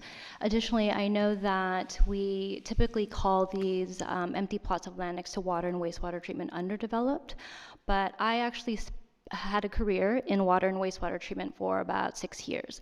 And the reason we do keep underdeveloped land around the water treatment facilities is when we're upgrading and when we are expanding our water treatment system, we can't just shut down the ones that we have. We have to build concurrently. And so we keep space around so that we can build and expand as time is needed. And as we're seeing like microplastics in the water, droughts, I think water infrastructure is going to be a growing importance. And so how do we plan for the future as we are allocating these parcels of land out to private companies? How do we keep control so that we can continue to plan for our future resilience and our water security? Thank you. Back to council. Great, thank you. Jeff, just as we turn to council questions and comments, do you want to share a little bit about some of the issues that were raised and just the space needed for the plant, maybe the recent investment in the overflow site, and just kind of how you think about the use of the space there for the wastewater treatment facility, and then if there are any comments on environmental impacts, would love to hear those too. Sure. High level here then on the environmental impacts. It was kind of mentioned this project has gone through Planning Commission and Council several years ago. This is just they're in the construction phase and the easements needed to kind of get there. So when we look at plant lands, that is, most of that, all of it is correct. The city of San Jose and Santa Clara initially bought this land all around the wastewater treatment plant for two purposes. One, for buffer lands. We're generally usually pretty odorous on the wastewater side. And so one is to kind of give a buffer between us and development so that our odors aren't causing a nuisance in general public. And the other is for expansion purposes. In our plant master plan that we did in 2014 timeframe, 2010 timeframe, the Microsoft property, which is not ours, was not included in that, but in the next item, 8.2, and just in all general lands around there was areas that were set aside for economic development, other areas as buffer for the wastewater treatment plant, and then we have future expansion areas to the northeast of the project too. So we are looking at all the lands that we have and control around the area for our uses now and into the future. Great. Great, I appreciate it. I know there's a lot of history and probably a much longer item we could have on this. I just think given how we have another item coming up and how much data centers and AI are in the news these days, just helpful to provide context. Maybe we'll get into more of that in the next item. But let me, this is a narrower question on this item for a data center that's under construction. Let me turn to Councilmember Cohen. It's his district. Yeah, I just want to thank you for working with Microsoft on figuring out how they're going to deal with all the utilities and things they need on their site. It's also a revenue opportunity for our wastewater treatment plant and our city to be able to get the revenue from them to lease these easements from us. While this item isn't really related to land use because it's really just about easements for utility lines, just to follow up on that, I do want to make sure it's clear that staff is making sure that we still are saving enough lands for future expansion of water purification, and we're also freeing up many acres from our drying beds that will actually become more space available next to the wastewater treatment plant in the future for many potential uses, of which recreation I'm hoping will be one major one, but that's a topic for a future discussion. But I'm going to go ahead and move this item. As people might know, if you've driven by, Microsoft's already under construction on their site. While there's a lot of debate over whether data centers are the best use of land from an environmental standpoint, they certainly they're good from a revenue standpoint. We know that, but as I will point out, data centers will be built somewhere, and I really do think it's important that we build them here where we have much higher standards and much better partners in terms of doing things with a minimum water use, with clean energy sources, because when they're built in Arizona, Virginia, Oklahoma, and all the places where they're building otherwise, they're not built that way. So we have to also keep in mind the overall picture of the fact that data center growth is inevitable, and it's important for us to be a leader in doing it right. So anyway, I'll make a motion for this item. Second. Yeah, well said. I appreciate that point. We've got a motion and a second. Let's keep moving. I don't see any other hands. Tony, let's vote.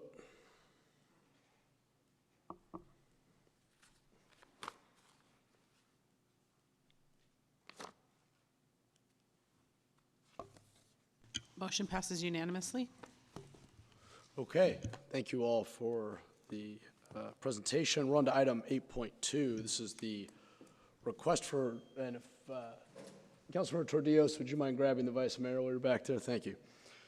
Item 8.2, this is the request for qualification selection of developer and backup developer for 159 acres at the San Jose Santa Clara Regional Wastewater Facility. We have a slightly more robust staff presentation on this item, and then we'll hear from a rep from the awardee, or the proposal that's been selected as the primary choice, and then we'll go to public comment. Thank you, Mayor. Manuel Pineda, Deputy City Manager. Pleasure to be here today to present to you regarding the RFQ developer selection for the RWF facility. Was going to do an introduction, but the front row has already introduced themselves as part of the last item. So we'll note that Debbie Kern from Kenson Marston is in the audience as well, one of our consultants. I want to thank also two members of the selection team, Rosalind Huey from the City Manager's Office, of course, and Lawrence Tam, a principal engineer from the City of Santa Clara. And also, as somebody observing, was Madeline Silva from PG&E. Power is such a huge component of this project. PG&E joined us as part of that process. And of course, last but not least is Lucy Armentrout, who's up in the audience somewhere. I see her waving. She was our project manager on this. And two key notes, as you look at this group that we have here, she was able to keep us in check to get us through the process, but not only keep us in check and get us through the process, but actually be here in front of you early. We initially had a schedule to be here in December. We're here in November, so we're ahead of schedule as part of the project. I do want to note just a couple of notes that, part of the reason we wanted to finish this early as well is because we're all very excited about this incredible opportunity. This is a very unique opportunity, not just in the Bay Area, but also in California. We have here 159 acres, and we have a 250 megawatt commitment from PG&E to the city. In addition, we're also looking for opportunities to get additional power to that site so we can realize the full vision of it. As part of a previous item, I mentioned that San Jose is open for business, and projects like this is what's going to allow us to stay the hub of innovation as we move forward. So with that, today you're going to have a number of recommended actions in front of you, selecting Prologis as a preferred developer, selecting Catalyst Deck as the backup developer, and then authorizing the city manager to negotiate and execute an inclusive negotiation agreement. And with that, I'll pass it over to Kevin, who will go to the details of the presentation.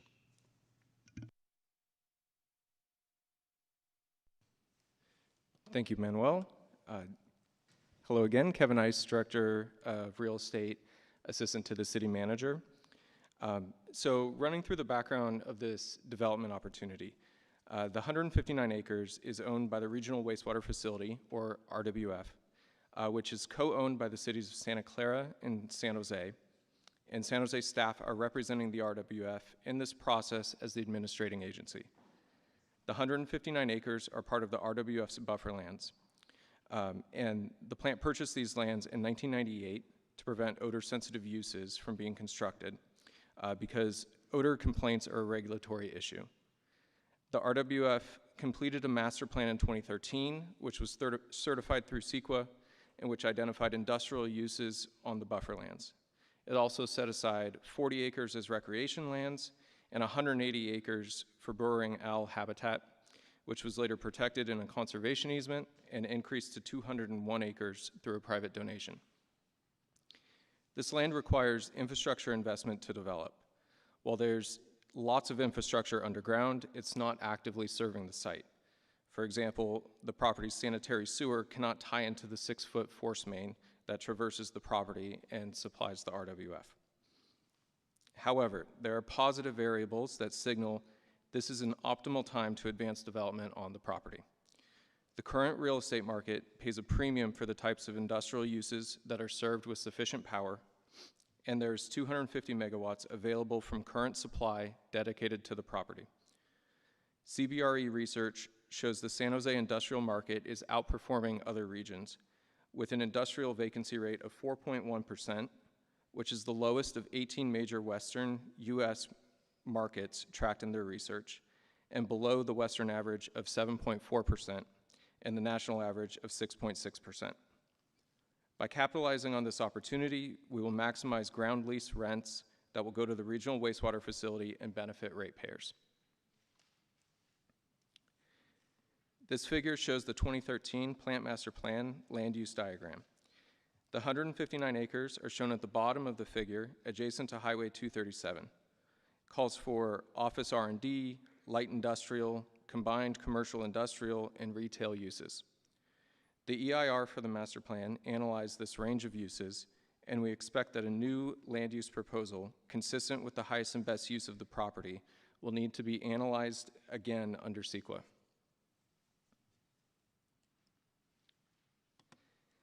Now, a short background on the RFQ process that we're concluding.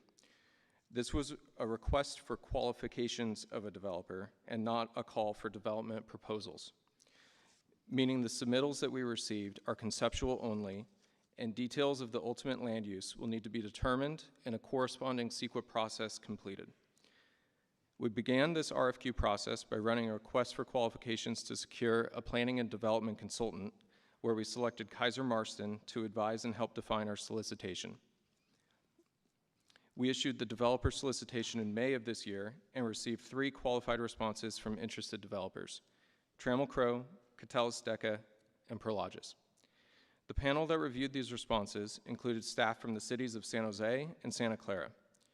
The panel invited Prologis and Catalyst Deca to make oral presentations and selected Prologis as the first choice developer and Catalyst Deca as the backup.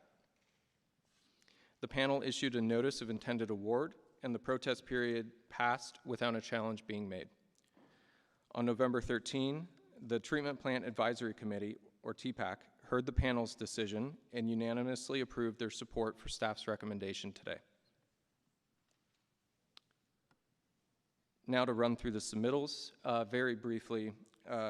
Trammell Crow included predominantly warehouse space in addition to some office and retail spaces. Catalyst Deca included the bulk of space in a flex designation that could be warehouses, data centers, or business park. The Prologis submittal split the concept between data centers on the west side of Zanker and advanced manufacturing on the east. It included an appropriate layout that works for California's regulatory structure to develop data centers, with 4 data center buildings on 4 separate parcels, each served by a separate substation, and 4 advanced manufacturing buildings on 1 parcel, served by a single substation.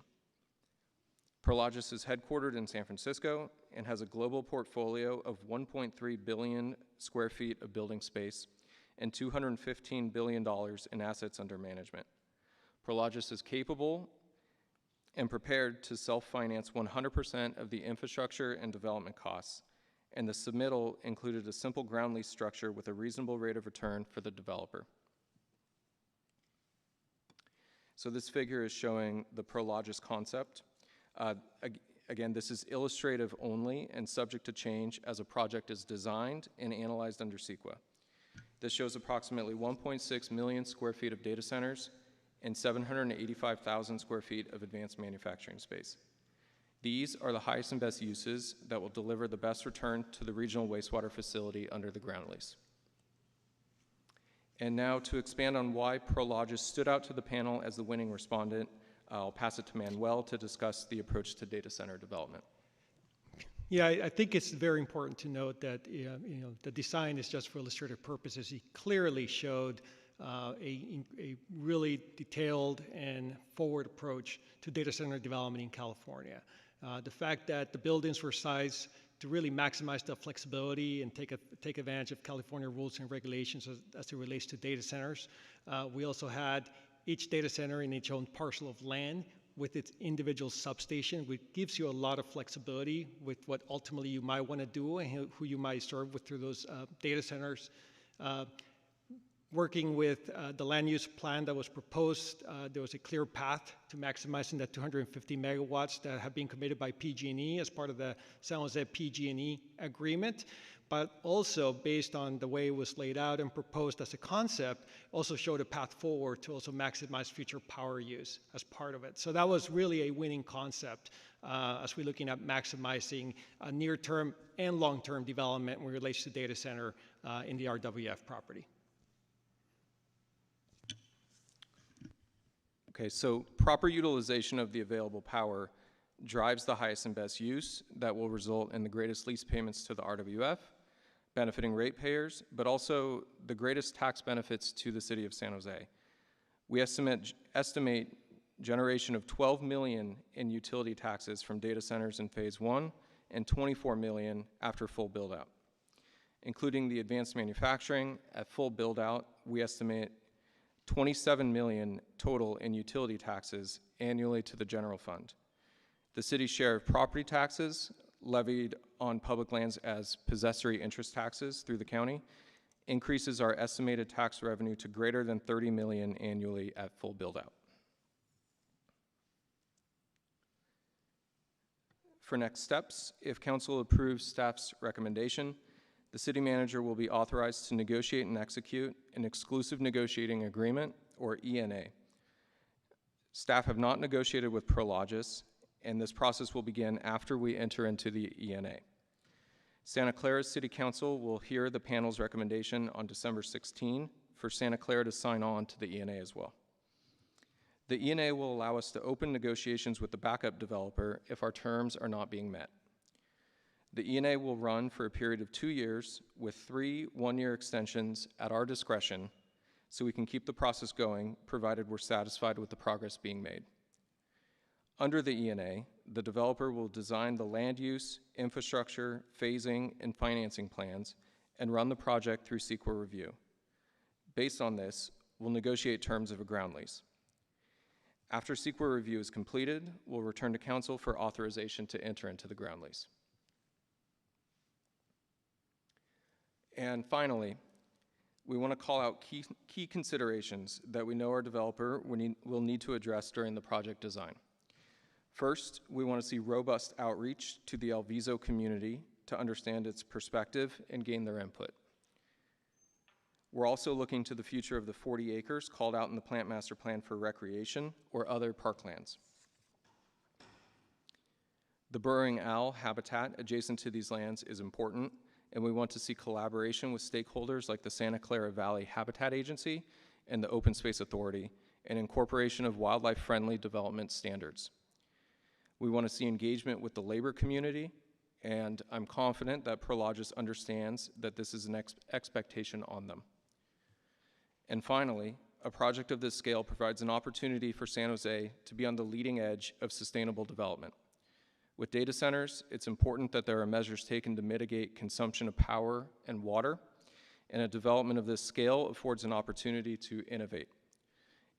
With the availability of recycled water, which is produced near the property, and San Jose Clean Power, these are great resources to offset the environmental impact of this development. And with that, staff are available for any questions. Great. Thank you all for the presentation. We are now going to hear from a representative from Prologis who will have up to 5 minutes. Yes, Ali. And I want to invite Ali down to present whatever he'd like to present, and then we'll go to public comment. Welcome. Thank you. Good afternoon, Mayor, council members, and staff. My name is Ali Harandi with Prologis, a local investment officer here. I want to thank you for the opportunity to be here today and to express our appreciation for the thoughtful work that's gone into getting us to this point. We're very grateful for the unprecedented partnership between the city and PG&E, which also has brought this opportunity to life. We're thrilled to enter into exclusive negotiations with the City of San Jose and other stakeholders on what we see as a transformational project for the region.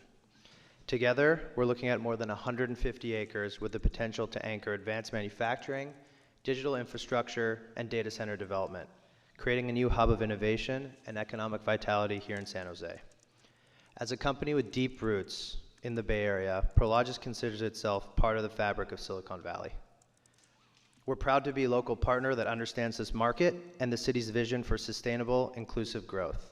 We bring the resources, relationships, and experience needed to deliver on that vision.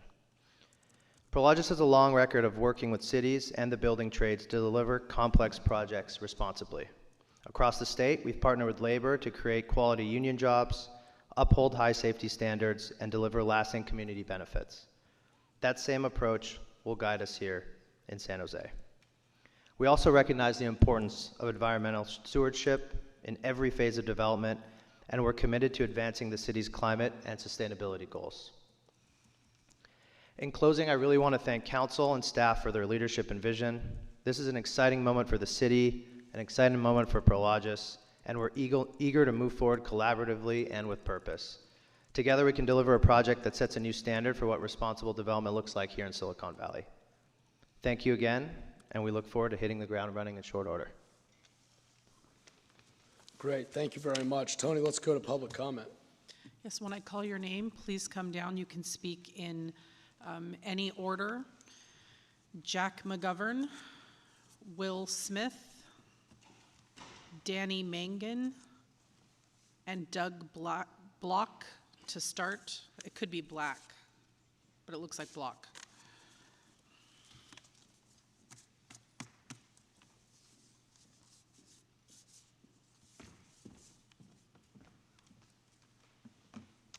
Good afternoon, Council. My name is Jack McGovern, and I'm with the South Bay Labor Council. This development represents one of San Jose's most significant opportunities to advance good jobs, economic growth, and community-driven development. We know the project can ensure that redevelopment of public land delivers high-quality construction careers and economic mobility for our local residents. This is a great opportunity for the city, and we support the Candeas and Cohen memo recommendations. We strongly urge the Council to approve the project and require good union construction jobs and pathways for local and economically disadvantaged workers. As the owner of the land, the city has the authority to direct staff and Prologis to begin discussions promptly with labor stakeholders to ensure the best community benefits and job standards for residents and workers in San Jose. Thank you for supporting responsible development in Silicon Valley. Thank you. Next speaker. Also, Alina and Waskar, come on down.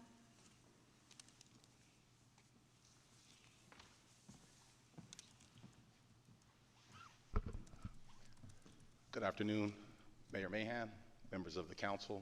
Appreciate the opportunity this evening. My name is Will Smith. I'm a business agent with IBW Local 332. I proudly represent over 3,500 electrical workers right here in Santa Clara County. Many of them work right here in the great city of San Jose. Speaking in favor of moving forward this project with Prologis. Prologis has been an excellent partner, not only here in our county and in our wonderful city, but in Northern California in general. They've been partnering with unions and labor throughout the Bay Area on their several projects. Obviously, as the staff had mentioned, the opportunity and the revenue that this project can generate for the city is going to be immense. And so with the labor standards and the labor practices that Prologis has exhibited in the past, I know without a shadow of a doubt that they're going to continue those fine practices and develop responsibly right here in the good city of San Jose. So I urge you guys to move forward with Councilmember Cohen's and Councilmember Dominguez's memo. And thank you for the opportunity today. Thank you. Thank you. Next speaker.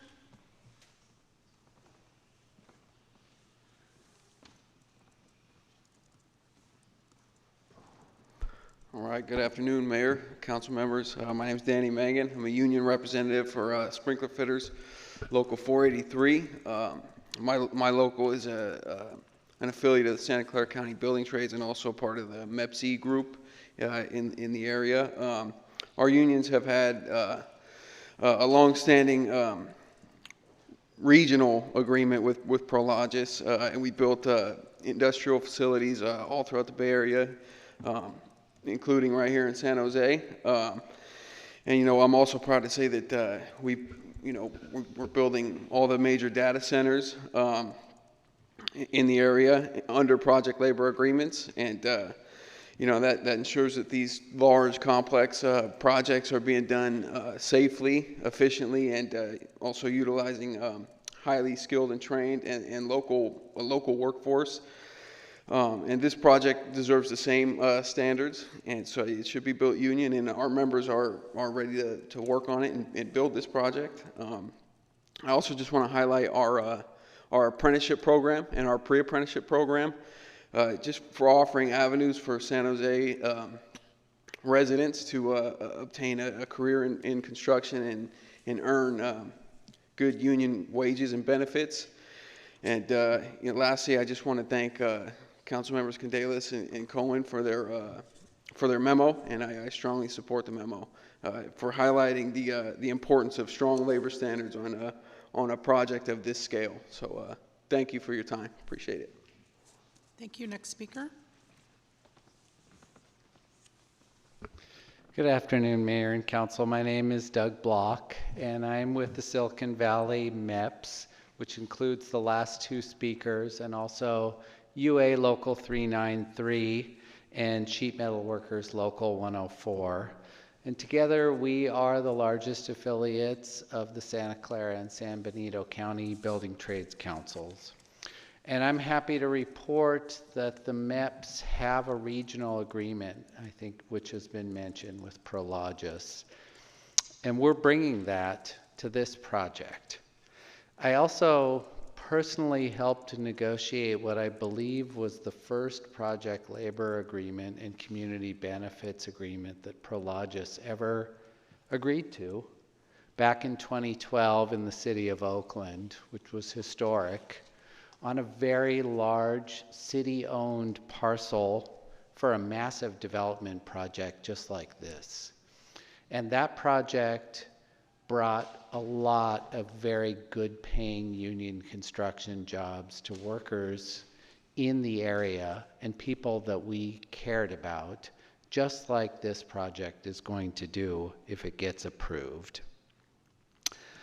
Last thing I want to say is to thank the council members for their memos, Councilmember Cohen, Councilmember Candelas, and everybody that signed on to those memos.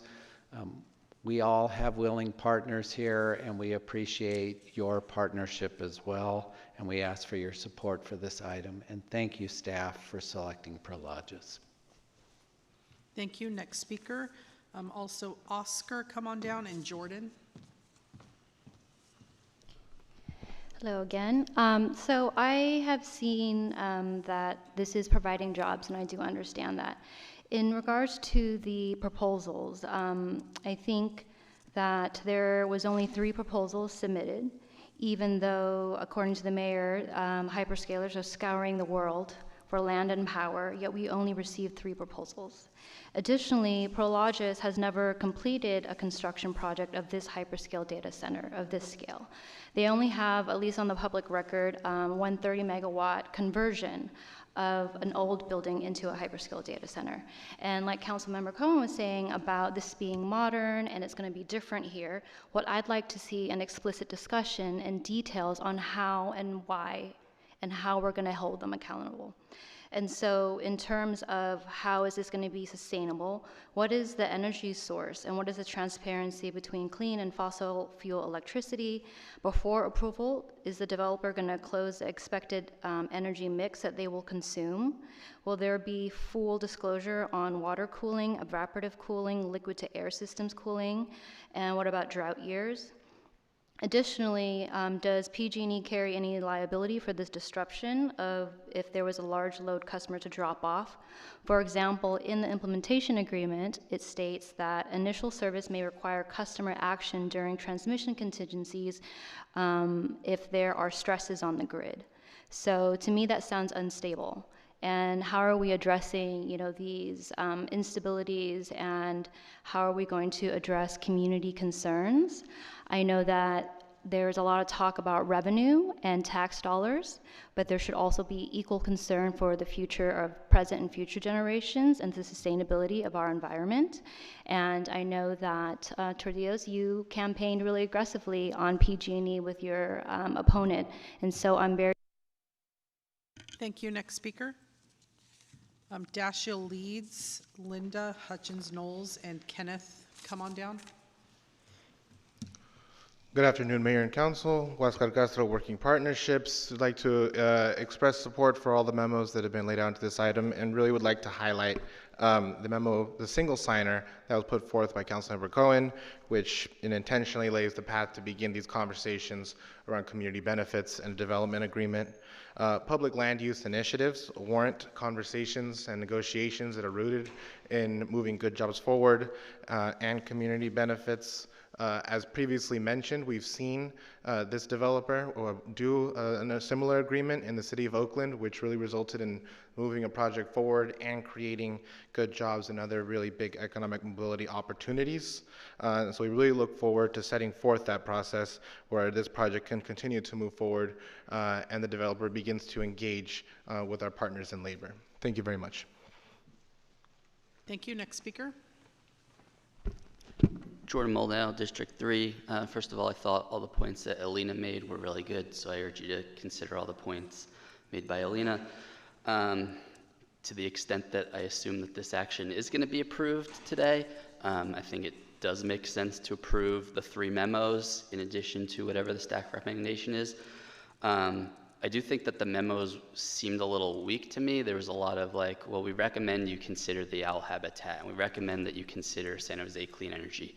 I feel like this is a big project, and it makes sense to be a little more, I guess, make those less recommendations and more requirements. I think we want to make sure that the owl habitat is protected, and we want to make sure that our water resources are protected and that clean energy is used.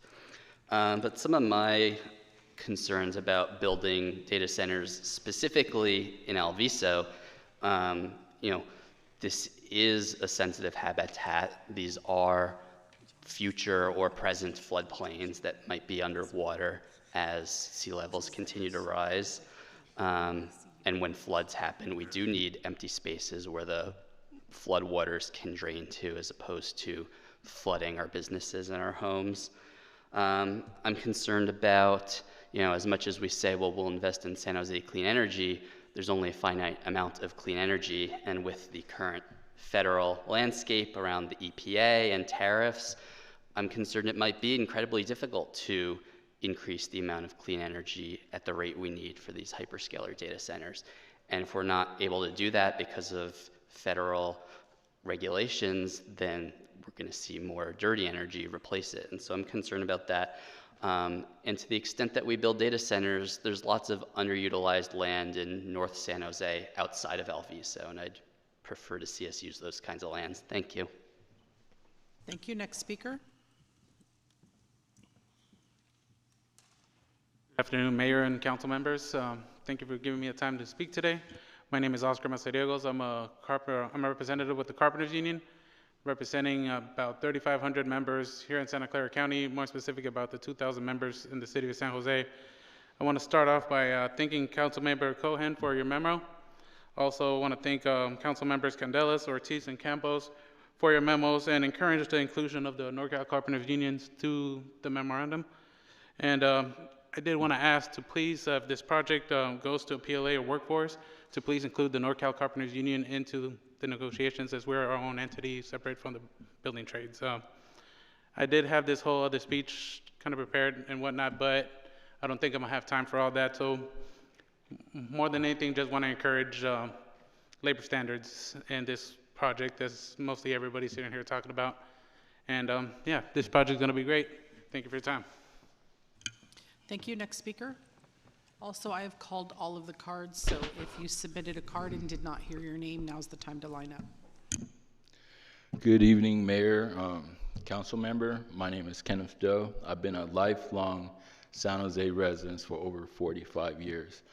I work for the NorCal Carpenters Union, and I represent Local 405 and 9144. Between those two locals, we have anywhere between 6,000 to 7,000 members. Majority of those members live here in Santa Clara County. I believe this project will be a great asset to San Jose. Being a San Jose resident, San Jose has always been the city of innovation, right? So this project will continue to move it forward. We just kindly ask that Prologis commit to using labor standard. I mean, we're just talking about livable wages, healthcare, apprenticeship program. You know, those kind of jobs create careers. You know, not everyone has the means to go to college, right? Prologis, they probably control 3% of the world's GDP. So they got trillions and trillions and trillions of dollars running through their business. So they have the means to do the right thing. We're just looking for the opportunity to work with them. And yeah, thank you for your time and the opportunity to speak. Thank you. Thank you. Next speaker. Hello, Mayor Mahan and Council. I'm Dasha Leeds, Conservation Coordinator with the Sierra Club Loma Prieta chapter and a San Jose resident. I've heard lots of talk of opportunity today, but where is the discussion of risk? We are asking you not to proceed with this resolution, which will lead to data centers and advanced manufacturing consuming 159 acres of open space. These lands by the bay are important to preserve and protect burrowing owl habitat, wetlands and vernal pools, and to provide resilience from sea level rise and for disadvantaged communities in Alviso. In March, we sent a joint letter with the Santa Clara Valley Bird Alliance, Mothers Out Front, and Silicon Valley Youth Climate Action. In that letter, we identified multiple policies in the 2013 Plant Master Plan that are contradicted by the item being discussed today, such as Policy 6-31 that states that land uses that propose permanent buildings or hardscape should be discouraged. Buildings, such as data centers, which are already driving major climate and air quality problems, water consumption issues, noise pollution. In San Jose, we've seen new gas-fired power generation and diesel backup tied to data center projects. And AI scaling is hitting a wall. It takes an increasing amount of compute to achieve diminishing returns in AI model accuracy. And these data centers are already hemorrhaging money. The industry wants to build an exponential amount of data centers to achieve smaller and smaller improvements to their models. So is this really a safe, long-term industry to be investing in? It's no wonder that AI proponents like Ilya Stutzkever and Sam Altman have made public statements imagining the surface of the Earth largely covered with data centers. Is this the vision of the future that San Jose shares? San Jose shouldn't sacrifice its open space, habitat, water, climate resilience, and vulnerable communities to bet on a risky and harmful industry. There's been a lot of talk about opportunity today, but what if this is a hazard? Thanks for your time. Thank you. Next speaker.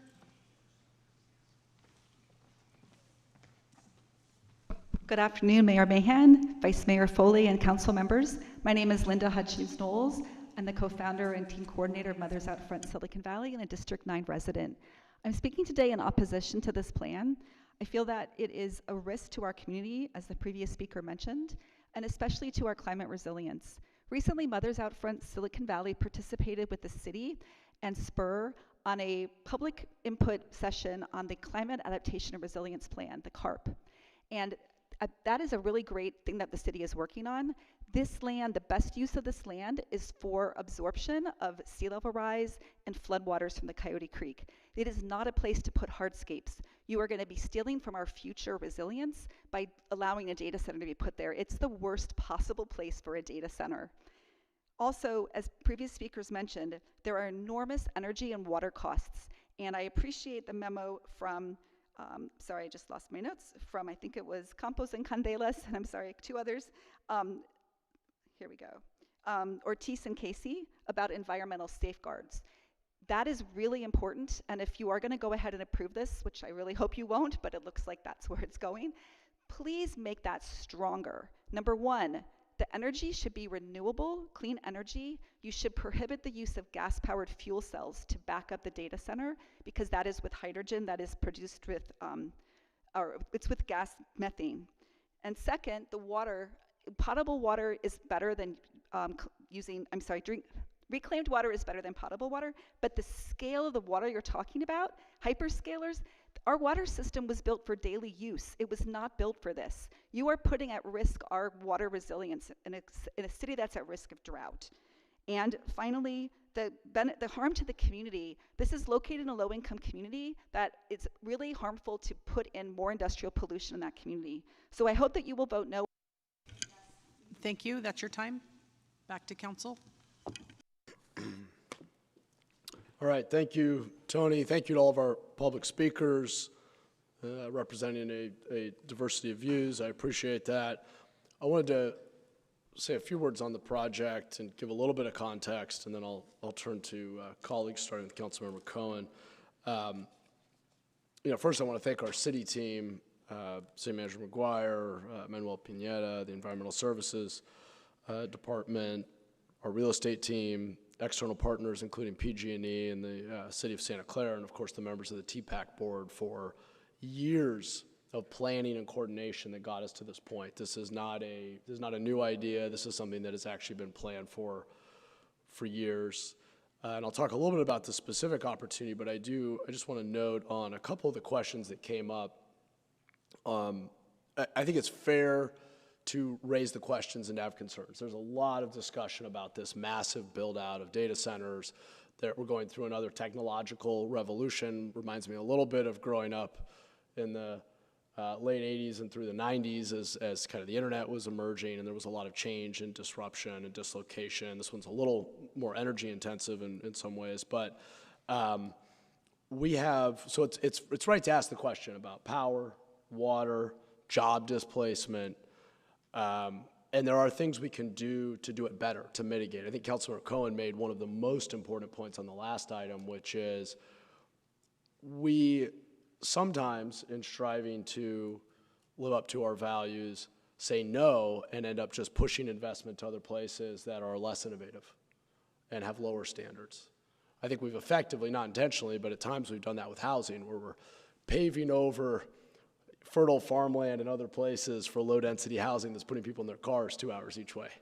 And so I think we often kind of push. It's not that the investment and the innovation and the change doesn't happen. The question is, will we shape it and mold it and facilitate it here and set a new standard, or will we more or less say no and push it out? One bit of context that's important for everyone to know on the power point is that in many other parts of the country, because they have no capacity, they're having to scramble to find new resources, build out new infrastructure from scratch, and there are cost pressures in some areas. The picture is very mixed. In some areas, it's reducing costs. In some areas, it's increasing costs. We're in a very unique and fortunate position in San Jose, and we can take no credit for it, but CAISO years ago decided to authorize significant new transmission capacity into the city. 1,000 megawatts coming in at the wastewater facility, the RWF, and 1,000 megawatts from the south. That represents a tripling of the capacity. Now, we could say, no, we don't want it, don't invest and build here, we'll just let it go to Santa Clara as it's done. And I will remind colleagues and the public that over the last decade, the city of Santa Clara and the city of Sunnyvale, each closer to a tenth of our size, significantly smaller cities, each individually facilitated more construction of new commercial industrial space than the city of San Jose. So we have not generally positioned ourselves well to compete for investment in dollars and good high-paying jobs and tax base.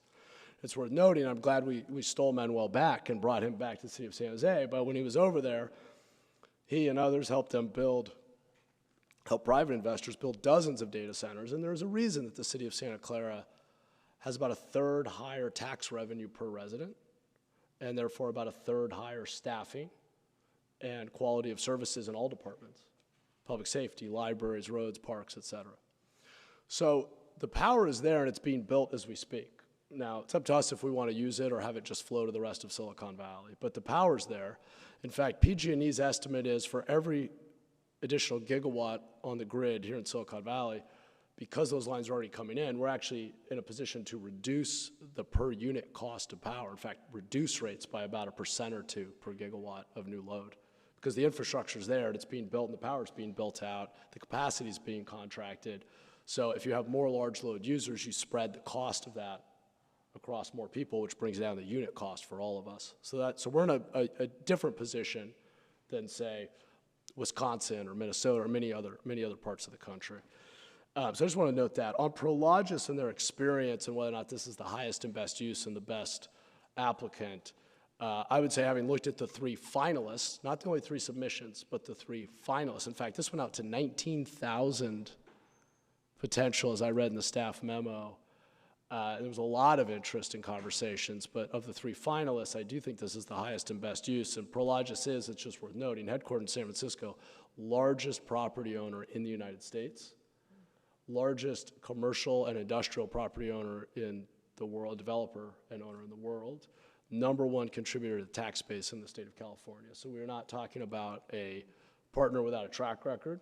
In fact, part of what's appealing about this application is a commitment to not ask for any subsidies and to, in fact, 100% finance it and not ask us to help them do it. They're in a position to follow through in a way that I know this council has had a lot of experience with the disappointment of seeing beautiful renderings, approving projects, and we asked 5 years later, what happened? Well, it didn't get financing.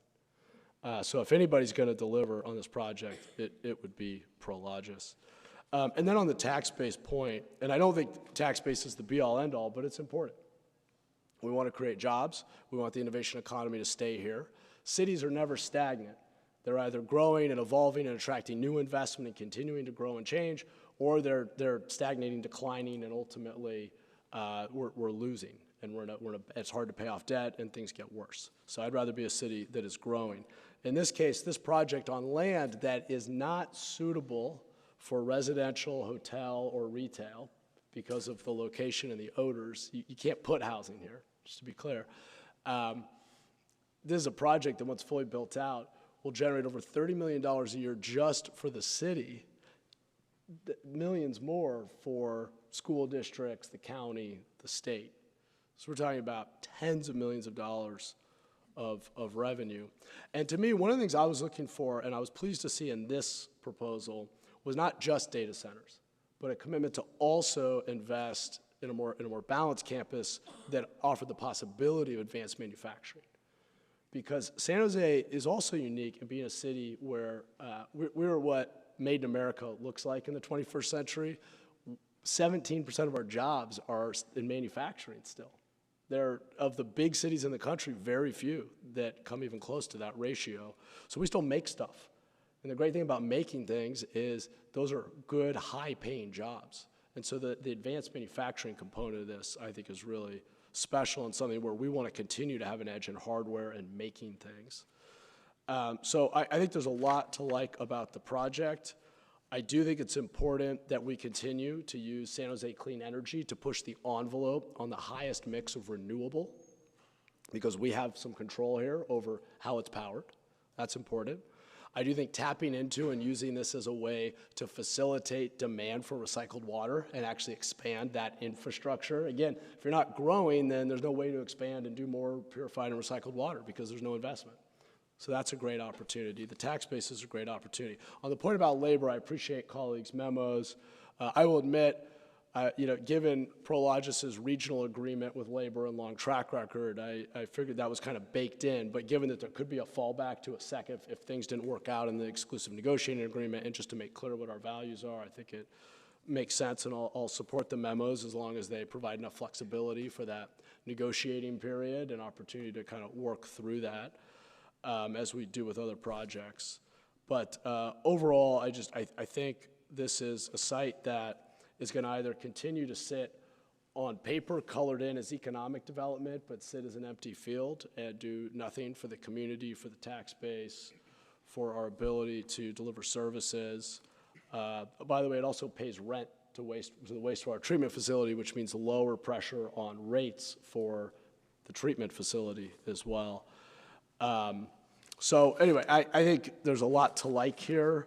It doesn't mean we as a council should not continue to talk about how do we have the cleanest energy, the cleanest, most efficient use of water, ensure the highest labor and environmental standards, and make sure that we're preparing our workforce for this future that will be more automated. And I think we do better by having growth and investment and capacity to provide better services than kind of pushing it elsewhere and hoping for the best.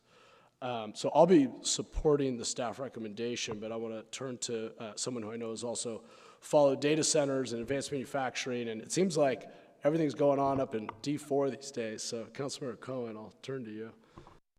Thank you. And before I start my comments, I'm going to ask if you can, whoever the controller of the slides, put the map back up so I can reference it a little bit later in my remarks. But yes, I was going to say it's exciting time in District 4. I've been trying to count the number of large construction sites in the district right now. I believe there's 8 sites with active large-scale construction, 4 of which are multifamily residential.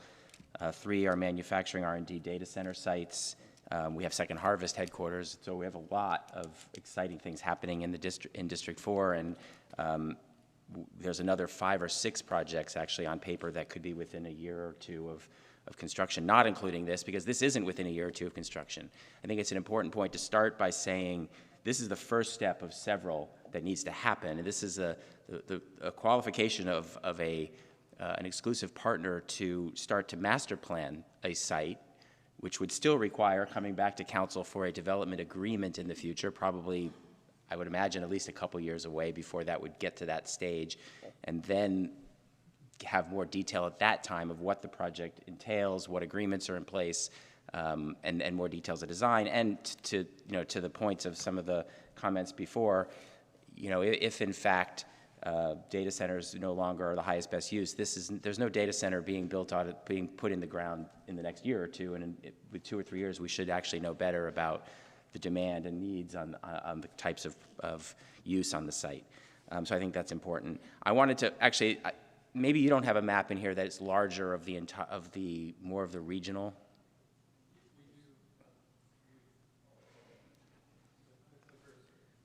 Okay.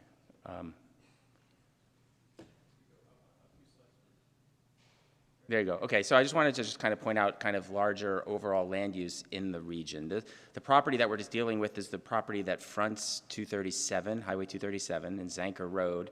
The area at the very bottom of this image that is, in this case, was mentioned light industrial, office, R&D, retail. There was a number of foreseen potential uses for this site. That's been in the general plan for a long time. 200 acres to the west of owl habitat, clearly important to preserve. Another 40 acres of some areas of plant buffer, which is empty land buffered next to the plant, plus another 40 acres of what's called here recreation space. I've raised this concern. I don't necessarily know that we want to call it recreation space, but probably call it open space, because I don't expect there to be a park necessarily built or city investment in recreational opportunity, although our group memo does call out the idea that given the owl habitat next door, we might want the Habitat Agency or Open Space Authority to potentially put in some kinds of trails or other kinds of interpretive areas to help people understand the owl habitat and maybe make it a destination a little bit on that land. On the upper part of this image, though, north of the Advanced Regional Water Purification Center, there's a green space east of Zanker Road that is, or actually east of that is the current drying beds on, I don't forget how many acres it is. You can probably tell me how many acres the drying beds are. There's about 800 acres. 800 acres of drying bed land, which is currently not high best use or open space. It's currently very wasteful drying beds, but because of the facility that's being built next to the water treatment plant right now why am I drawing a blank on the term? But anyway, that will be replacing with a continuous process these drying beds.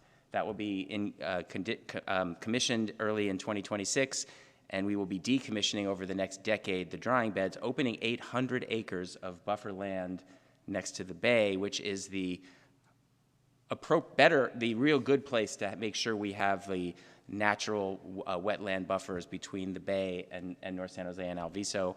I'm envisioning a lot of open space, a lot of recreation, other potential environmental uses on that property.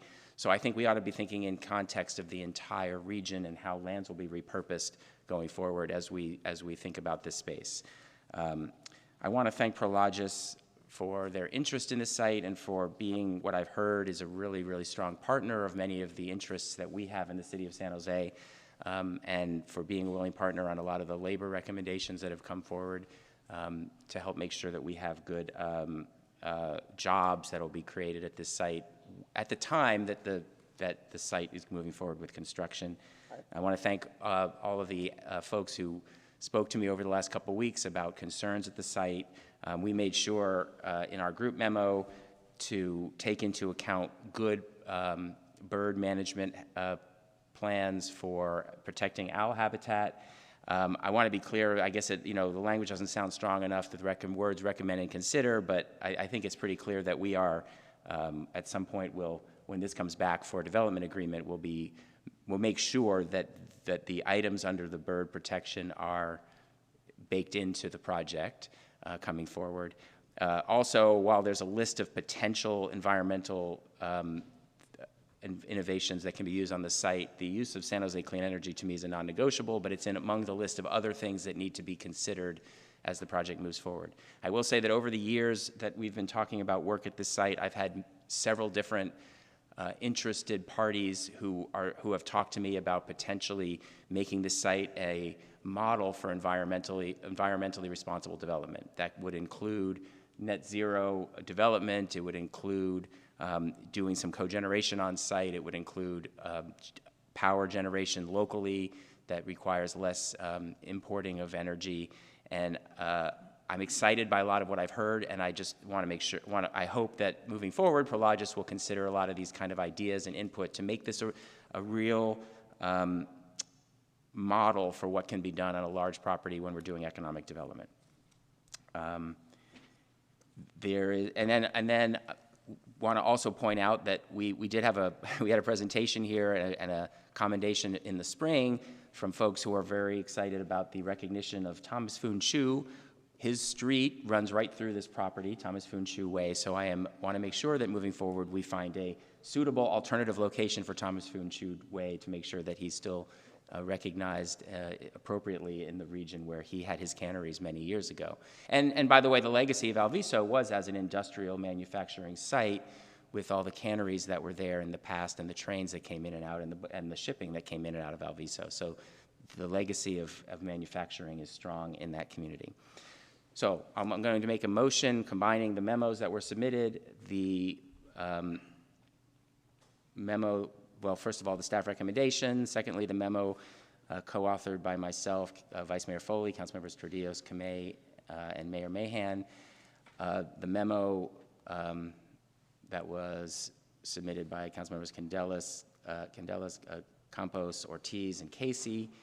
And my single signer memo with a slightly reworded recommendation under the main recommendation.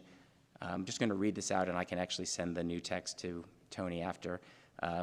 Direct Prologis to negotiate workforce and community agreements which may include benefits such as access to high-quality construction jobs that pay prevailing wages, utilize apprenticeships from joint labor management apprenticeship programs, and set local hire goals for economically underrepresented workers, and mechanisms for resolving labor disputes that may arise during the course of the project. Thank you. All right. Thanks, Councilmember. Let me turn now to Councilmember Ortiz. Thank you, Mayor, and thank you, staff, for your thorough work on this very important item, especially the RFQ and E&A recommendations. I'm encouraged after hearing from Prologis today. I appreciate their commitment to both environmental stewardship as well as their commitment to labor standards and worker protections on the work site. I also want to thank my colleagues for both sets of memos. Thank you, Councilmember Candelas, for allowing me to join onto your memo. Very important items that we were able to raise together. But across all of them, I think it's very clear a shared focus on reducing the environmental impacts of data centers, especially regarding water, air quality, and energy use. I appreciate that alignment, and I want to echo that while I am very supportive of this project and I will vote for it, I believe the city needs to fully understand if there will be any environmental trade-offs. With that in mind, I just wanted to ask staff just a very quick question about our CEQA plan review process, especially for this rapidly changing type of development. And it's hard to say because we don't necessarily have a development right in front of us, but when it does come before us, we need to be prepared. And so I just wanted to ask, what major considerations as it relates to water, air quality, and especially energy use should we be prepared to evaluate as part of this CEQA analysis?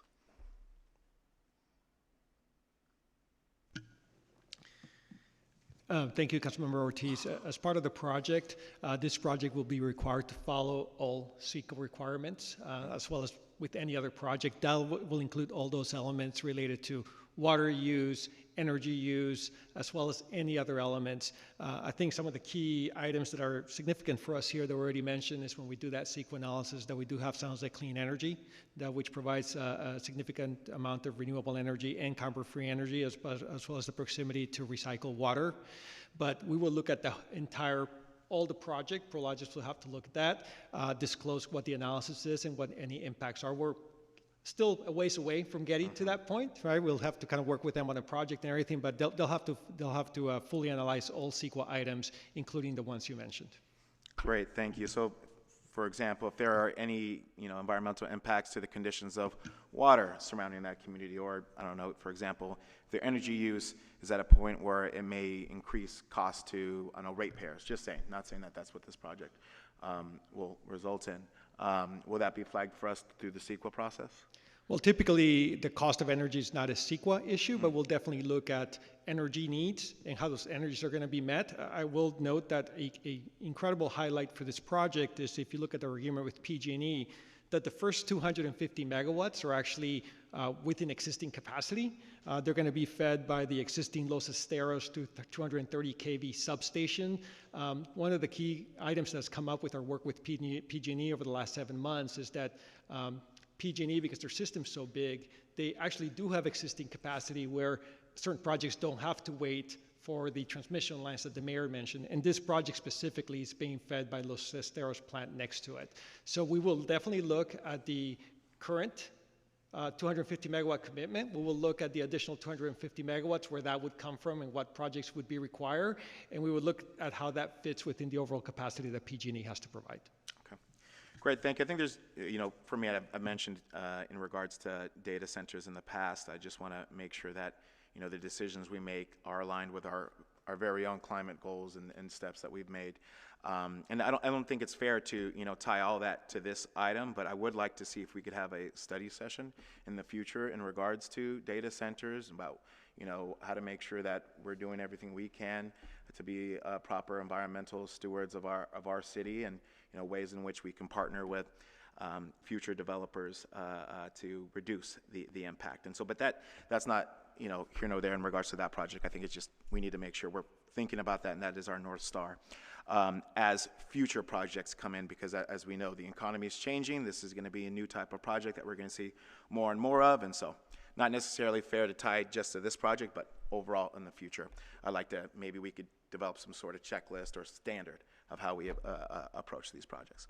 I just want to, again, close by thanking the staff, of course, and my colleagues, of course, Prologis, all of our labor partners for being here and advocating for this. I think, definitely a major factor in my decision to vote yes is the fact that there will be workplace standards, labor standards, and this can create a lot of jobs here for our residents. I want to thank Councilmember Cohen for his leadership, especially given his history of being a huge advocate for the environment. I think part of the reason why our city has gone so far as to be one of the most environmental friendly cities is partly because of his advocacy. So I wanted to give him the kudos that I know he deserves.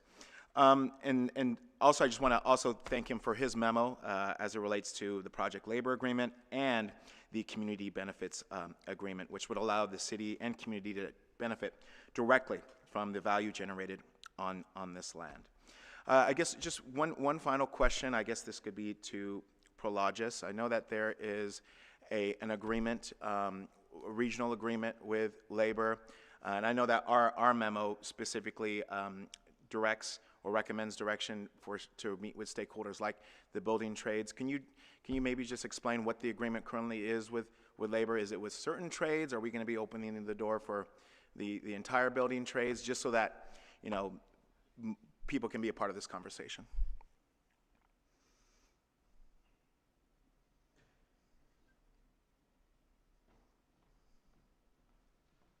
Hi, Matthew Sims with Prologis. Excuse me. Thank you, Council Member.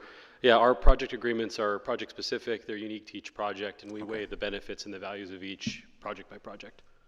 Okay, great. But you're fine with our language in the memo that asks you to reach out to stakeholders, including the building trades? Yeah, at this point, as we're undertaking negotiations with staff and we would move into that next phase, I think it would make sense to talk to other folks, so thank you. Okay, great. So then just so that I understand, before you walk away, just because you have an agreement elsewhere, that doesn't, this new project would essentially be a new agreement that you would have to form.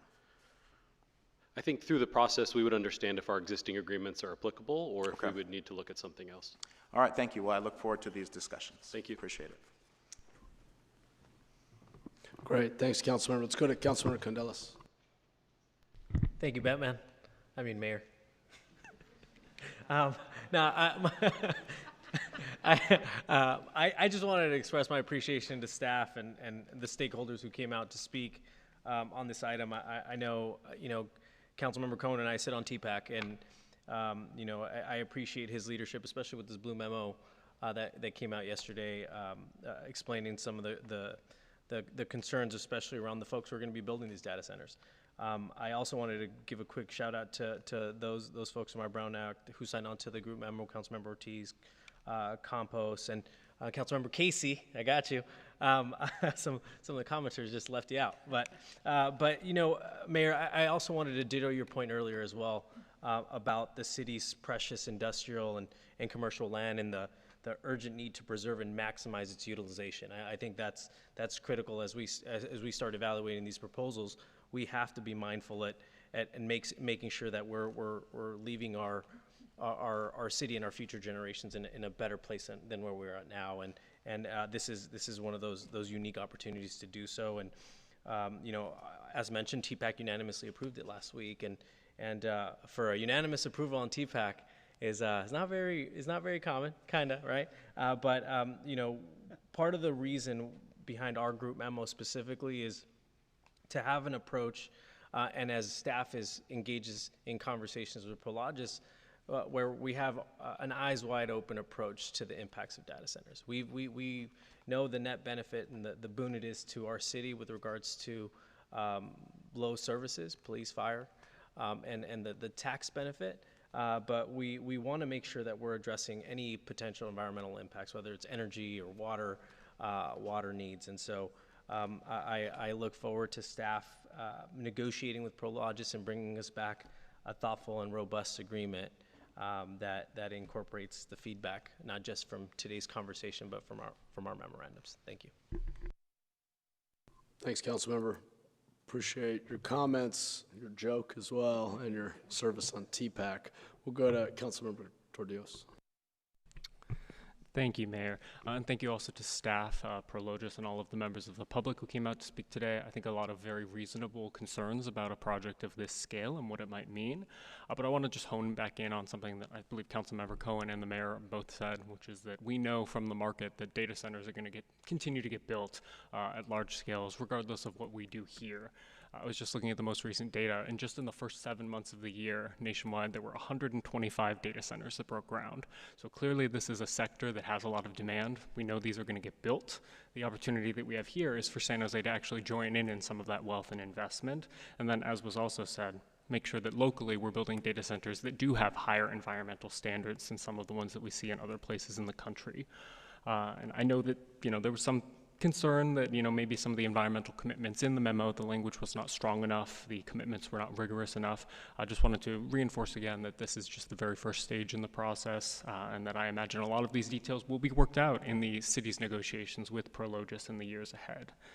There was also a mention of PG&E during the public comments, and to that I would just note that the city, again, already has an agreement for that 250 megawatts of power, and that capacity is specifically for these large load customers. But developments like this are how the city actually capitalizes on those agreements and sees the economic development projects that are ultimately what are going to generate the jobs and generate the revenue that we're hoping to see.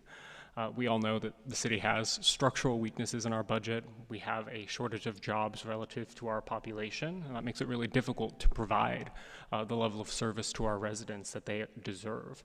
And economic development projects like this, the mention was over $30 million of annual revenue at full build-out. That helps us to shore up those weaknesses in our budget, deliver better services to our constituents. And in this case, I'm very excited that Prologis has a long history collaborating with our labor partners to make sure that that economic development also includes good union jobs and workforce development. So I will be excited to support this motion. Thanks, Councilmember. Well said. Appreciate your comments. Let me turn now to Councilmember Kameh. Thank you so much. A lot has already been said, so I'll just be very brief. I will say that as far as I've seen this council, we have very high environmental and labor standards, and I think that I know that this is the very first initial sort of negotiation part, but I think that we will not waver from environmental and labor standards. And I also think that, we balance that against bringing a project that, helps us in our economic development. We know that there's a total imbalance from jobs to housing, and this really is one of the biggest projects that I have seen since being on council, and I think that it is really, really going to help grow the revenue pie.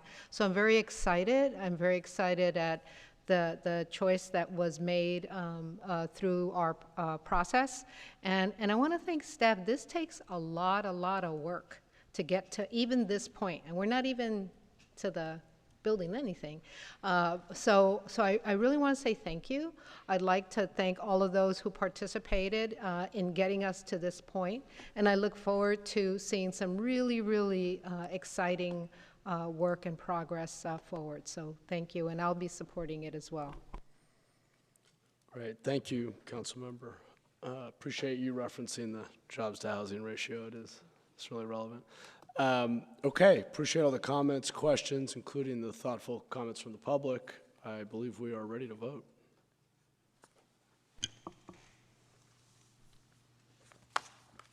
Motion passes unanimously. All right, thank you all very much. Thank you to staff, well done. We are on to our final agendized item today. This is item 8.3, 2026 Major Events Status Report. We have a staff presentation, and then we'll turn to public comment.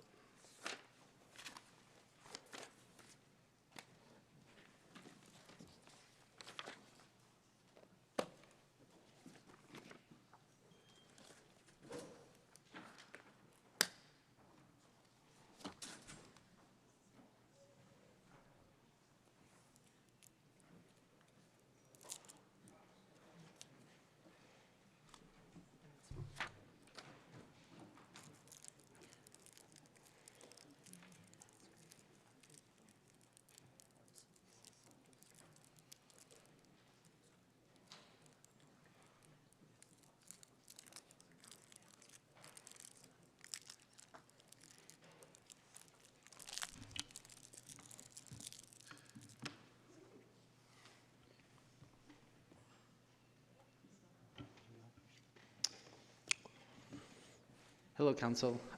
Tommy O'Hare, 2026 Sports and Special Events Director, just here to provide an update on how everything is going for the major sporting events for 2026, going under the name SJ26. Biggest thing you'll start to see throughout the community is we developed the SJ26 brand, debuted that back in August at the airport, and now you see that to start to flourish throughout the city of San Jose. So we have our street pole banners that are up now. We're combining that also with IP from the National Women's Soccer League Championship game, which is taking place right here in San Jose this coming weekend. You'll start to see more IP from the other sports properties happen throughout the year. So you'll see Super Bowl street pole banners that'll come up, NCAA March Madness banners, and hopefully and ideally World Cup banners as well, mixed in with our San Jose 26 banners.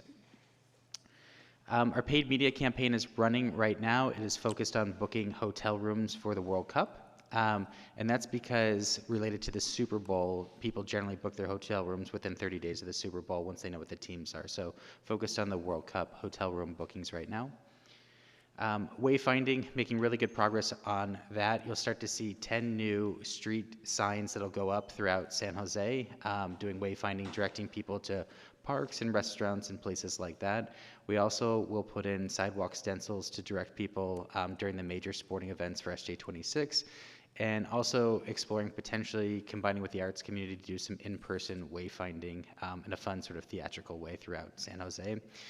We continue to evolve on the sj26.org website. You'll start to see an interactive map that comes to us from the San Jose Downtown Association, making it really easy for people to see and direct themselves to where these major sporting events are taking place. On the small business front, we continue to make progress on that. Team San Jose recently held the Bash at the Convention Center this past Thursday. It was really successful in terms of combining the arts community as well as the hospitality community and how they can participate in SJ26.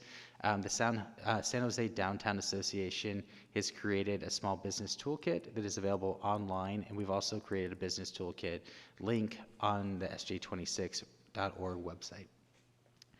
Also continuing to partner with the Downtown Association to further distribute small business toolkit information. SJDA is taping a webinar to put up on their website, and we'll also do further live webinars. We'll start to do a little bit of door-to-door outreach as well to the business community. We have tabletops and posters available for businesses to download and use, and we'll also look to distribute and print some of those on our own and build those out to the businesses. And also doing a little bit of work on the premium hospitality side of things. There's good opportunities with our restaurants to be booked by the major sponsors. We've recently had a big win in that category as well, with one major sponsor moving all their hospitality business to San Jose for the Super Bowl. Our next major effort to bring out throughout San Jose is the SJ Game Changers program. This is really designed to get schools really interested in the major events that are happening, as well as teach kids about the values and principles of being an athlete. We're probably 30 days away from launching that program. We found a partner to help us with that, and we also have a mobile app that'll launch sometime in the next 60 days related to that. We're really excited about this. We think this is a great legacy program as part of SJ26.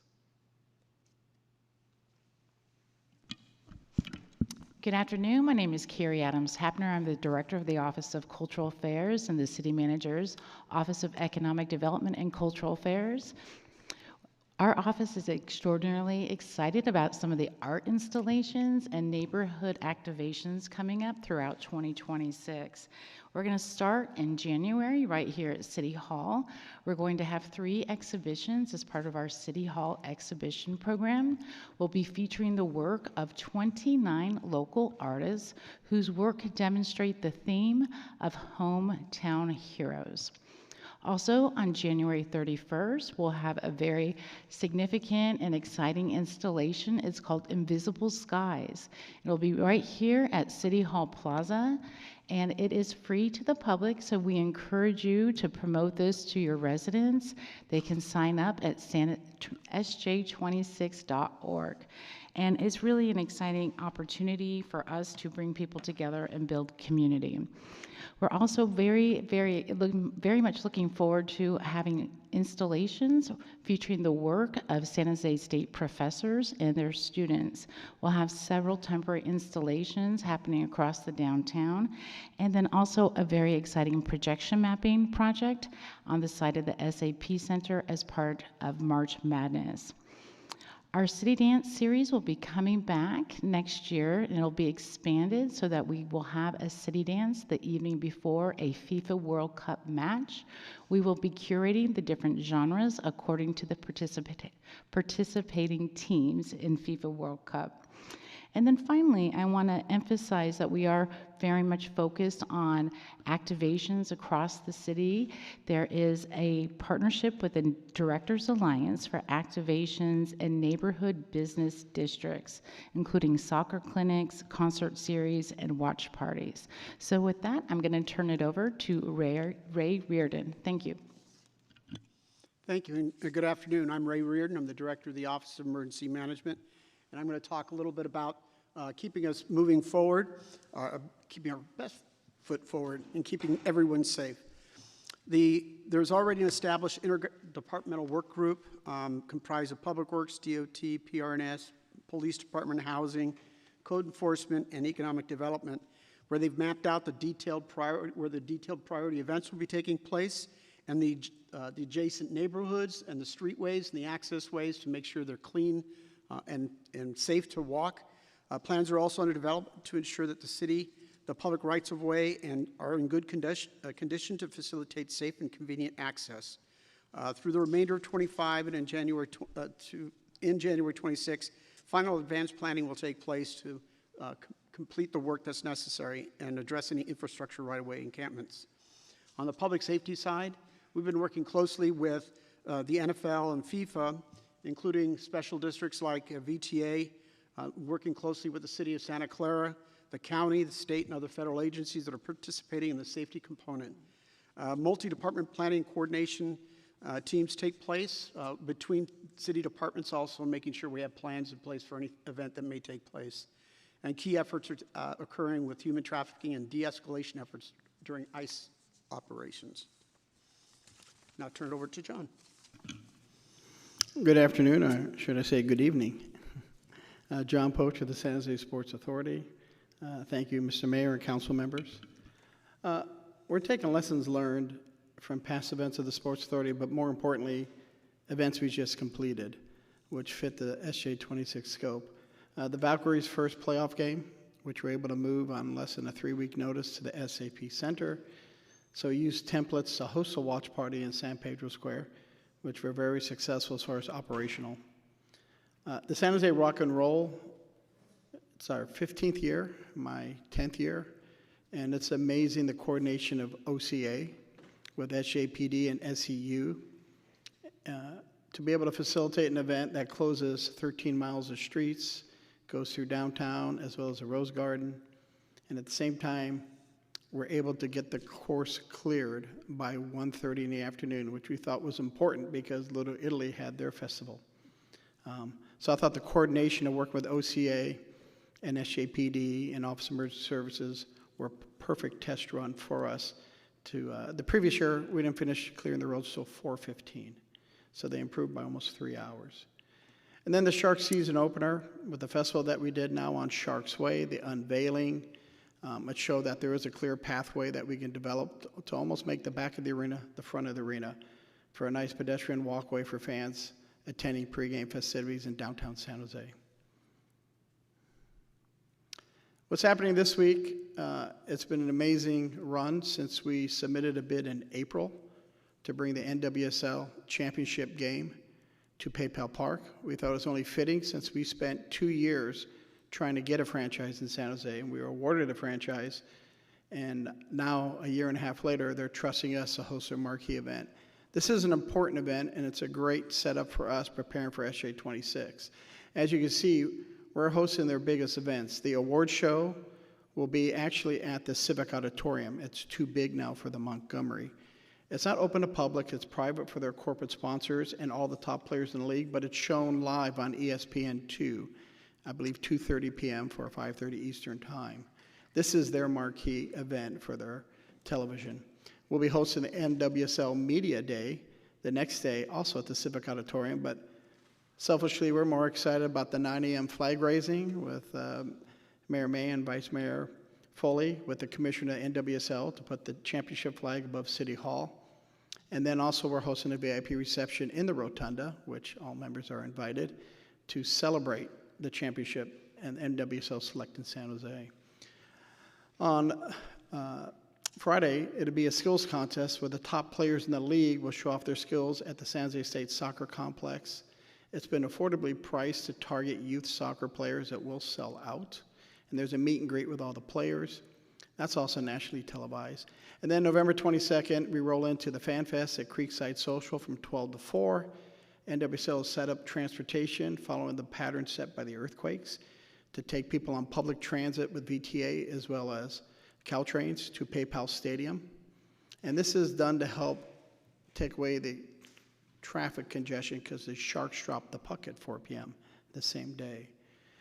And then the championship game would be at PayPal, a 5 p.m. kickoff. The exciting news is that there's a complete buyout of San Pedro Square for a post-championship party for all fans and league sponsors.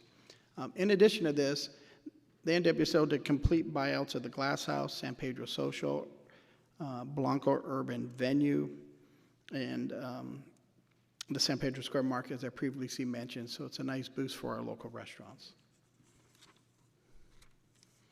And exciting to follow our Office of Real Estate. Our visitor center is getting very close. I believe December 15th might be the grand opening. I'm hoping to do it earlier, hopefully December 8th. We met finally with the electrical contractors today, and that's the last scope of work to be done. They'll start their work on December 1st. But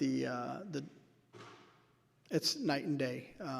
We're excited to be able to serve as a concierge for our city, for the entire South Bay, of not only events to do in San Jose, but in all 10 districts, and also promote our hotels and restaurants and why San Jose is a place to be.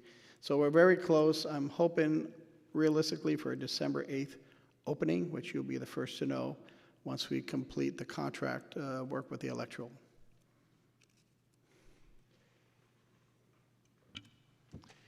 Okay, moving to the big three sporting events coming to the area next year. We continue to execute well on our concert plans. We have our major concerts on February 6th and February 7th. We'll have a concert near the Convention Center on February 2nd, which is opening night / media day. So all of the media will be here in San Jose to do media interviews with all the teams at the Convention Center. And then we have concerts that associate themselves around the same timeline as the major sporting events for March Madness, as well as the gameplay for the World Cup. We continue to move forward with trying to acquire watch party rights across Super Bowl, March Madness, and the World Cup. Super Bowl is a little more difficult. The NFL has traditionally not allowed watch party rights, but there are ways to do this through commercial, cable and satellite television package providers and commercial establishments. And so we have some ways of having watch parties for the Super Bowl right now at Santana Row, as well as the San Pedro Square Market. We're working on the NCAA watch party rights right now, and also are in negotiations for the World Cup watch party rights. On the drone show side of things, we have contracted with our drone show provider to have drone shows around the times that we have sporting events here. Those will be in downtown San Jose as well. And then we've made progress as well on the projection mapping. We're in a good spot related to NCAA. We're working through the contractor in place for Super Bowl, and then waiting until after December 5th for the World Cup announcement on what teams we'll have here in San Jose. So I would say significant progress on the major events and the major things that are going to drive foot traffic into downtown San Jose.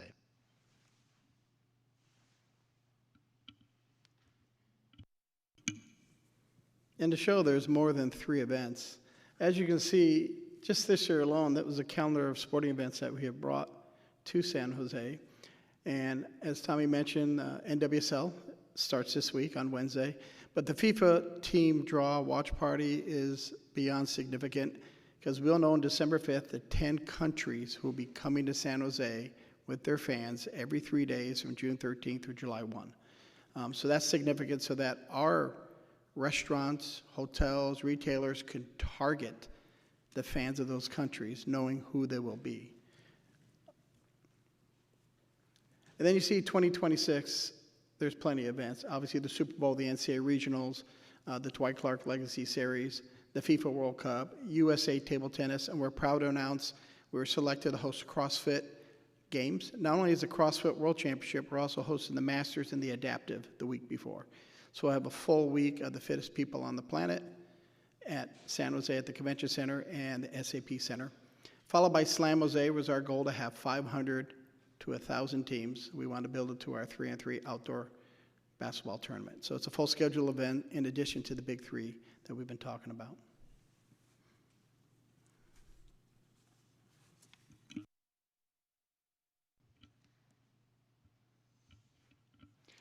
And that concludes our slides. Great, thank you for the comprehensive presentation and all the good work. I'll say a little more, but let's go to public comment first if we have any. I have no cards. Okay. Coming back then to the council, just want to thank the team here. I've been so impressed. I mean, we started talking maybe a year ago about, wow, we've got a big moment coming where we'll be on the world stage with Super Bowl, March Madness, World Cup, only Metro to ever have both Super Bowl and World Cup at the same year. We got to start getting ready, and have to admit, for a little while I was nervous that we seemed to be just kind of talking vaguely about the same things over and over again, but to see it all start to come together the last few months has been really exciting. And it's been fun to be part of the some of the fundraising pitches and see the energy and the excitement. I think this is something, frankly, our city and region really need. I think that we were especially hard hit by the pandemic, shutting down completely as we did, and have been a little slower to rebound than other parts of the country, and have taken some real hits on social media, as you all know. And I think this moment to kind of reemerge in the national and global consciousness and show off what's so amazing about the Bay Area. Its diversity, innovation, cultural richness and sense of community, great food, access to the outdoors, all of that. Being able to kind of showcase what we're all about and what makes this the best place on earth is just a really exciting moment. One of the things I know we're committed to, and I appreciate everybody here shares this goal, and isn't always the way that this happens, is just acknowledging that the vast majority of people in our community will not be able to get a ticket financially or otherwise. They won't be able to go to the game itself. And so the responsibility we have, and I think the great opportunity, is to create a fan experience, really a series of experiences that allow everybody to participate, whether it's in the classroom, it's at a watch party at a local bar, it's at a larger event at the Mexican Heritage Plaza, it's at a huge concert downtown, whatever it is, to be able to be part of it and have those memories and be proud that we hosted, and that we hosted well, and that it was safe, that it was clean, that it was vibrant, and that they didn't have to sit in traffic and go 90 minutes north to experience something. But there was something for them, something happening here in San Jose. So tremendous amount of progress. I know there's still a long way to go. I will turn to colleagues to see what questions they have, but I really just wanted to thank the cross-functional team that has been working very hard for months. And I know we're getting ready, Tommy, to announce some of our initial sponsors, some of our initial talent. There's real substantial progress that we're making, and I just think it's really exciting. It's been a great team effort. I know you all have worked extremely hard, probably more than we realize. So I just want to thank you all for that and recognize all the work that's gone into being ready for next year. Okay, so with that, I'm going to turn to Councilmember Kamei first. Thank you so much. First, I want to start by recognizing the team and the tremendous amount of work that you've done over the last few months preparing for San Jose 2026. It's really, as the mayor has just mentioned, initially, earlier in the year, we were like, oh my gosh, when is it coming? When is it coming? And here we are. And it feels really good. So thank you so much for that. You know, this is going to bring global attention to the city of San Jose. And, you know, the staff's work so far really is demonstrating that we are preparing accordingly and to be successful. So it feels really good to see that. You know, I met with you and or some of you, and I know that I expressed interest in community engagement regarding safety and whether people felt safe enough to come out. And so it was great to hear that, yes, you know, you're doing all these different things to ensure safety and, as the mayor just said, safe, clean, and vibrant spaces for people to gather together, be together. But I think that one of the things that my memo emphasizes is we're demonstrating to the community that, yes, in fact, we're thinking about these things. Yes, in fact, we want it to be safe, clean, and vibrant wherever you experience 2026. So, you know, we've been very upfront about acknowledging some of these fears, and I think the community needs to hear that. I want to thank you for, you know, sharing the small business toolkit. We've been pushing it out. It sounds really exciting to hear the neighborhood programming, because I think that also will quell some of the fears and that sort of thing. But I think that we need to kind of like keep encouraging people to let them know that, yes, we have understood that some people will feel apprehensive, and I think that we need to be proactive, transparent, and multilingual in our outreach when we're talking to people about whatever spaces are going to be created through the either watch parties or celebrations, and that it's okay to come out. Our goal here has been always to make sure that safety is number one, and that we are continuing to be a welcoming city. So I want to thank you for all of what you've done, and I know you're going to be doing this into next year, but I would like to go ahead and move my memo with Councilmember Ortiz to really be much more explicit so that people know, you know what, we understand and we want to ensure that whatever happens, we want things to be safe, clean, and vibrant. Thank you. Thanks, Councilmember. Okay, we have a motion and a second. Let me turn to Councilmember Ortiz. Thank you, Mayor. I want to thank our city staff, our partners at the Sports Authority, Team San Jose, Visit San Jose, and the Office of Cultural Affairs, our multiple sport organizations, and every department that's been working to prepare what will be one of the most significant years in San Jose modern history. I appreciate Councilmember Kamei contacting me to partner on the memo before us today. We included recommendations to increase outreach to small businesses across the city, as well as to promote best practices for preparing for federal immigration enforcement at any of our events. Because as exciting as 2026 will be, none of it will be worth it if our residents feel unsafe in their very own city. With that being said, I just want to lift up a few questions and concerns we're hearing from the community. We know the city already has a framework for de-escalation and safe site protocols, but residents are asking for more clarity on what is being done specifically for high-profile events in a year when federal comments and actions have heightened fear within immigrant communities. And while the major games are in 2026, as we just reviewed, many related activities start to begin this year, alongside other larger events happening weekly across our city. And our community is already feeling the increased presence of federal agents today. How is the city preparing for public safety risks related to immigration enforcement, not just inside major venues, but also around the surrounding neighborhoods, watch parties, and community gatherings citywide?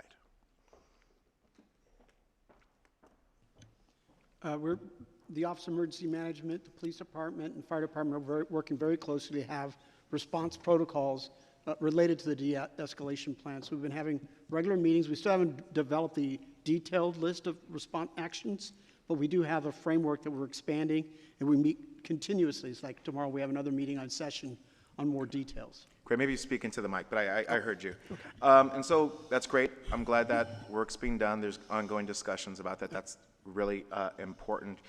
Is there going to be, or when or will there be a plan that's tailored and transparent that we could review it with stakeholders? That'll be coming, we've been talking about the end of December, early January in the time frame. Okay, great. So around December, latest early January? Yeah, we want to make sure we have it and test it and process it, socialize it. Okay, thank you so much. I appreciate that. Thank you for taking the concerns of my community seriously.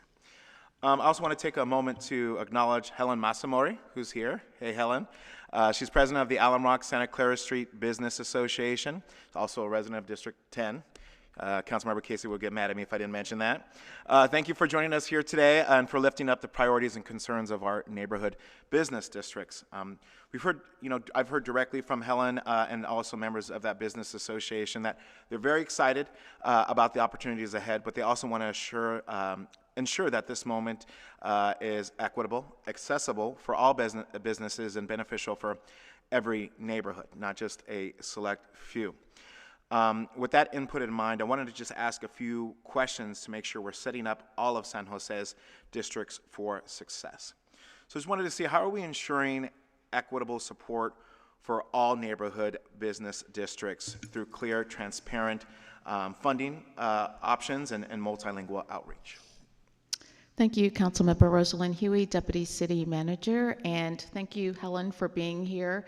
The good thing is we are working with lots of partners, not just in our downtown, but across the city, working very closely with the Directors Alliance, SJ, which is an organization that was formed from the 12 neighborhood business associations. So those executives from those 12 business associations are a part of that alliance, and we have just begun working with them to actually help us package the various resources that are available to our small businesses and getting them out to them. And thank you, Council Member, because we're partnering with you to host East Side Small Business Town Hall on December 8th, where we will be providing various panels on all of those resources, including how small businesses can access capital to increase their inventory, to hire staffing for the increased traffic that we anticipate, as well as giving them tips on how businesses and other organizations throughout our neighborhoods can plan and organize their own community-sized activations as well. Great, great, and I'll make sure that the association is there and that you guys get a fair shake in those conversations. And I know that the city of San Jose has like a local preference ordinance. Is there anything that we can do as a city or local agencies to make sure we're keeping the money local? And when we're contracting out, how do we make sure it's a local small business we're contracting out? Or, all right, we're going to be doing pop-up events. How can we make sure that local businesses, like say we're doing an event at MHP, how do we make sure that East San Jose, street vendors have a shot at getting those, those potential contracts, or vice versa? Is there a way for us to elevate local small businesses or local vendors in this process? Yes, Councilmember. I mean, obviously, as we begin to plan the events, particularly in neighborhoods, that would be our priority, and our work would be centered to making sure that we are using local San Jose businesses, particularly ethnic or minority-owned, to deliver those services. And I already know John Poach, for example, and all the events that he is involved with, he definitely uses local talent and businesses in those procurements as well. Great. Thank you. I appreciate that. And then I know that there's going to be quite a bit of beautification, maybe a heightened security in certain areas specific, to whether it's the games or whether it's the events. Are we going to be looking at beautification and safety precautions citywide as we do other events throughout the city? Yes, we're obviously already targeting those key areas in downtown. So Ray shared earlier that our city departments have completed assessments. We'll be taking a look particularly at those properties that are vacant to see if there's opportunities to actually place our SJ26 branding and logo in those vacant storefronts. And we can certainly do that in the various neighborhood districts throughout the city as well. I'm sure, because I'm sure that, think of Alum Rock, Center Road, Monterey, there's plenty of buildings that we have that are vacant that could use that type of, vibrancy. And so I'd love it if we could make sure that, I absolutely want to invest in the downtown, but I want to make sure every district gets some support. And then in regards to the activation budget, and I know vast majority of it is going to be focused on downtown, but is it possible for us to, set aside, 10% for a dedicated activation for areas outside of downtown? We have been working with Nathan Ulch of Community Strong Strategies to talk about setting aside some funding to help support those neighborhood business districts in producing their own neighborhood events. I know Tommy is working regularly with Nathan. I'm not sure about the exact amount, but there is a particular amount set aside for those activities as well. Great. I'm thankful that that conversation is being had. I would love to see, I'm not sure what the sweet number is. I'm just saying 10% because that seems like a good number. But I think having some dedicated funds for activation in all neighborhoods, or at least all districts, doesn't have to be all neighborhoods, would be good. business districts, business parks, because I feel like we have a very historic opportunity, you know, one that no other city really has in the United States during the 2026 events. And so I just want to make sure that we are we're making good use of the great culture that we have, the cultural hubs that we have throughout the city, whether it's, you know, the Vietnamese community in District 7 or the Latino community in District 5 or the Indian American community in District 8. I just want to make sure everybody is able to benefit from this this great event and benefit, I mean, by investments and activations from the committee. And so thank you all, and really excited to vote yes on my joint memo with Councilmember Kamei. Thank you. Thanks, Councilmember. Let's go now to Councilmember Dewan. Thank you, Mayor. I'm excited, and thank you to the city staff and Team San Jose and Sport Authority to collaborate with many other entities to make this happen. Thank you for Councilmember Ortiz have already asked the question regarding immigration, the equity funding, and to spread the wealth throughout different districts. My district, I happen to have the Tropicana, which is the Little Mexico, and then the Little Saigon, which is a Vietnam town there. And so we want to make sure that our immigrant feels safe. And the money that is spent as a total, I don't know what is the number that we're looking for as a total amount to invest into the city of San Jose. And I think it's only fair that we spread it throughout the 10 district. One of the things I like to ask is, as you well know, these large events, we will have enormous amount of human trafficking.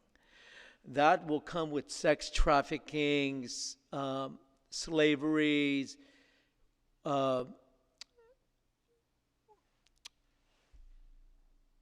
including crimes, including gangs and gambling, if you will, and drug trafficking as well. All that encumber within these large events.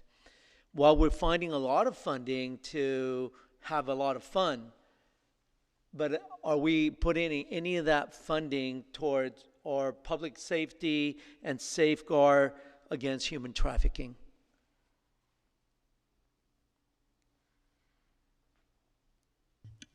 The police department works very closely with the DA's office and other public safety offices. We also work with the planning, building, and code enforcement with code enforcement officers. When they go out, they get trained on observing conditions that would tell them something is happening in a location. There's investigations then are handled in through the police department after gathering evidence. And then the DA's office is supporting any prosecution of such activities. And I don't know if the police department wants anything to add to that general statement.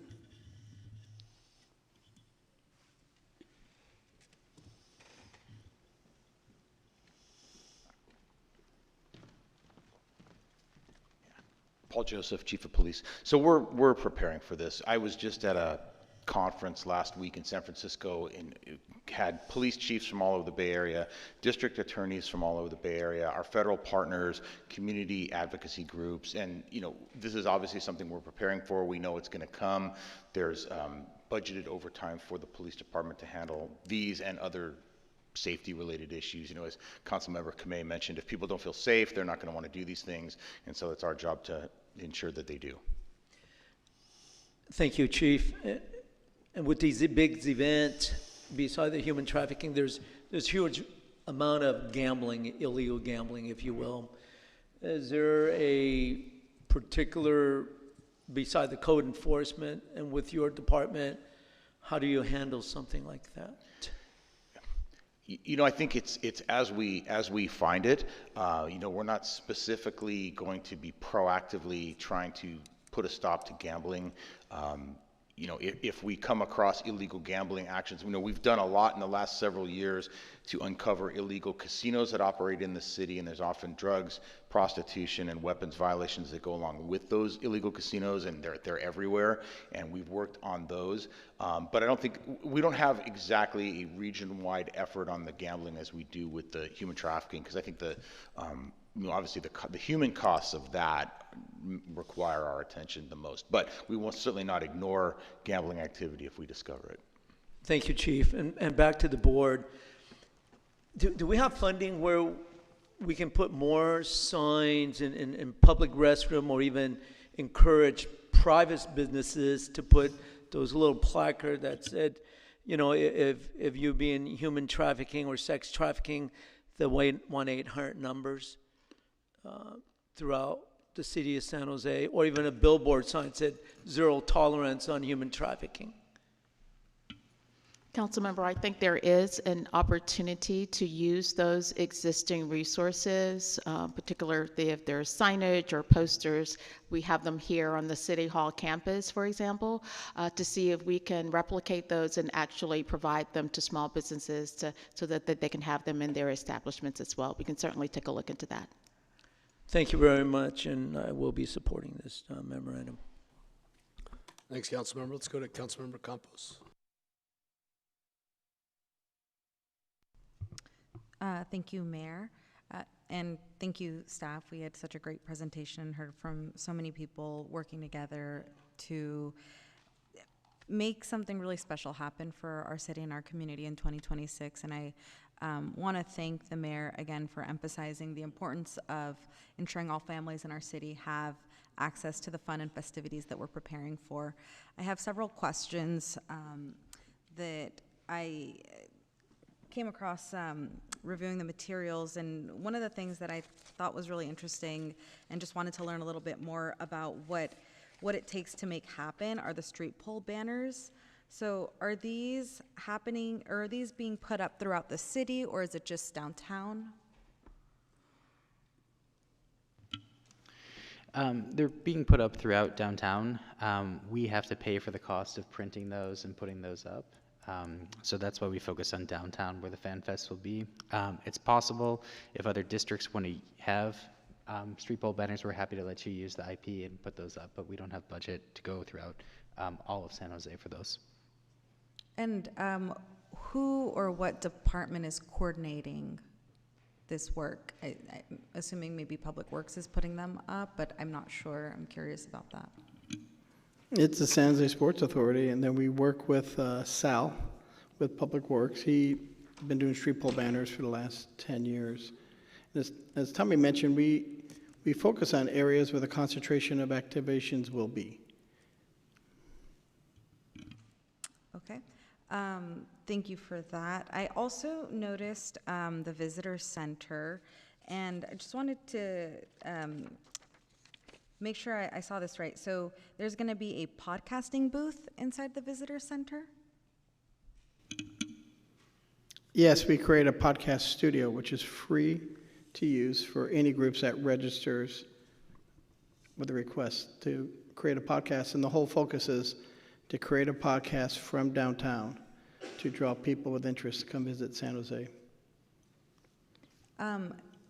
So I'm curious how, if like how much space that's going to take up in the store, and then if there was consideration for a photo booth, is that something that could also get put in there?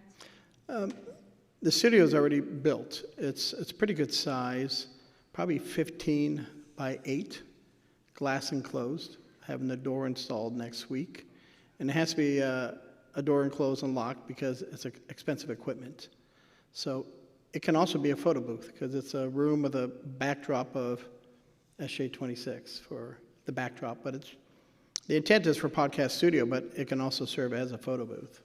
I am just thinking about when I go out to things, if I want a quick memento, I think I can stop and take 5 minutes to take a photo, but stopping and recording a podcast, I can imagine is a bit more time consuming. And so I'm just curious about the impact that we're hoping to achieve with the podcast, and if there is some similar level of impact that can be achieved with the photo booth, that people can publish it online, right? I've seen the apps where you get a printed one and one to your phone, and then you can create the banner that's around the specific event. So just wanted to share that as an idea, because it... Yeah, so the podcast booth is not for SJ 26. It's for in every event in San Jose.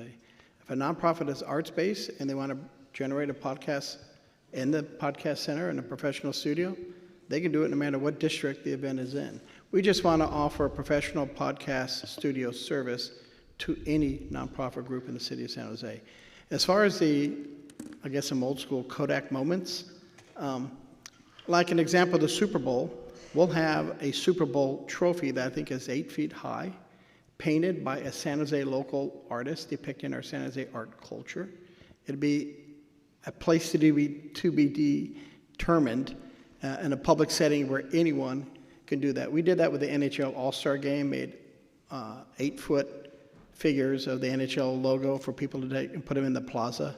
We did it for the college football playoff, created a 12-foot logo where people will take Kodak moments. So we'll have that for the Super Bowl, a beautiful Kodak moment with the sport event symbol, more importantly, San Jose's twist on it.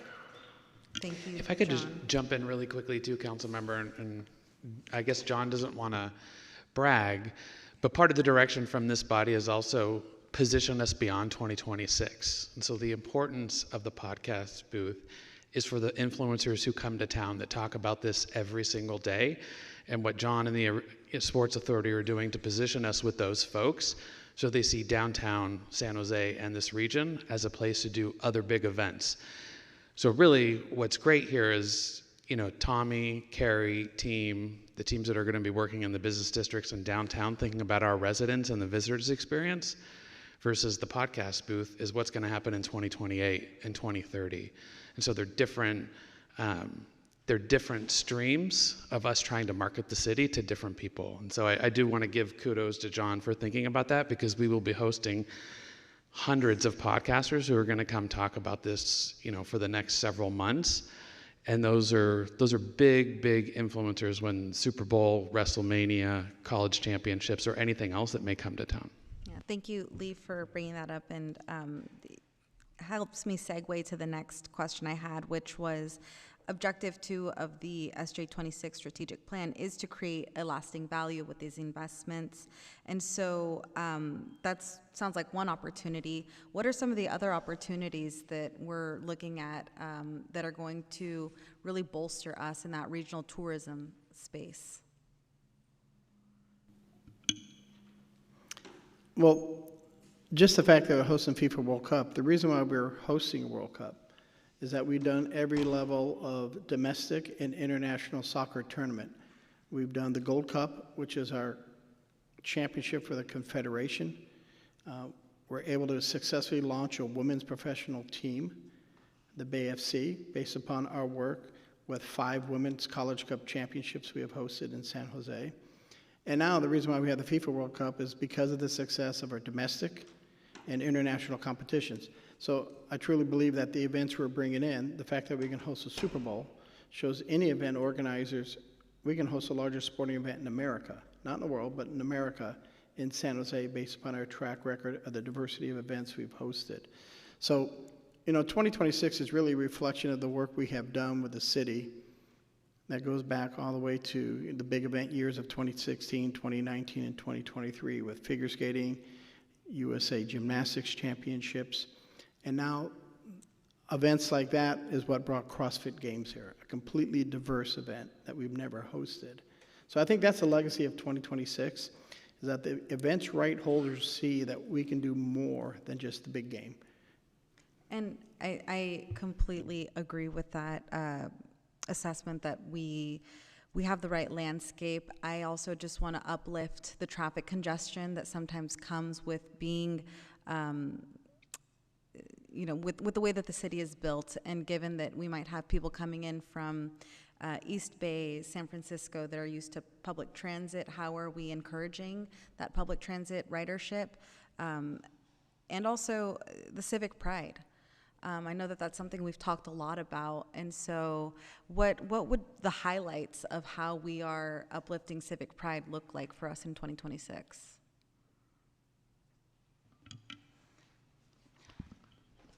I know that my colleagues are going to want to share.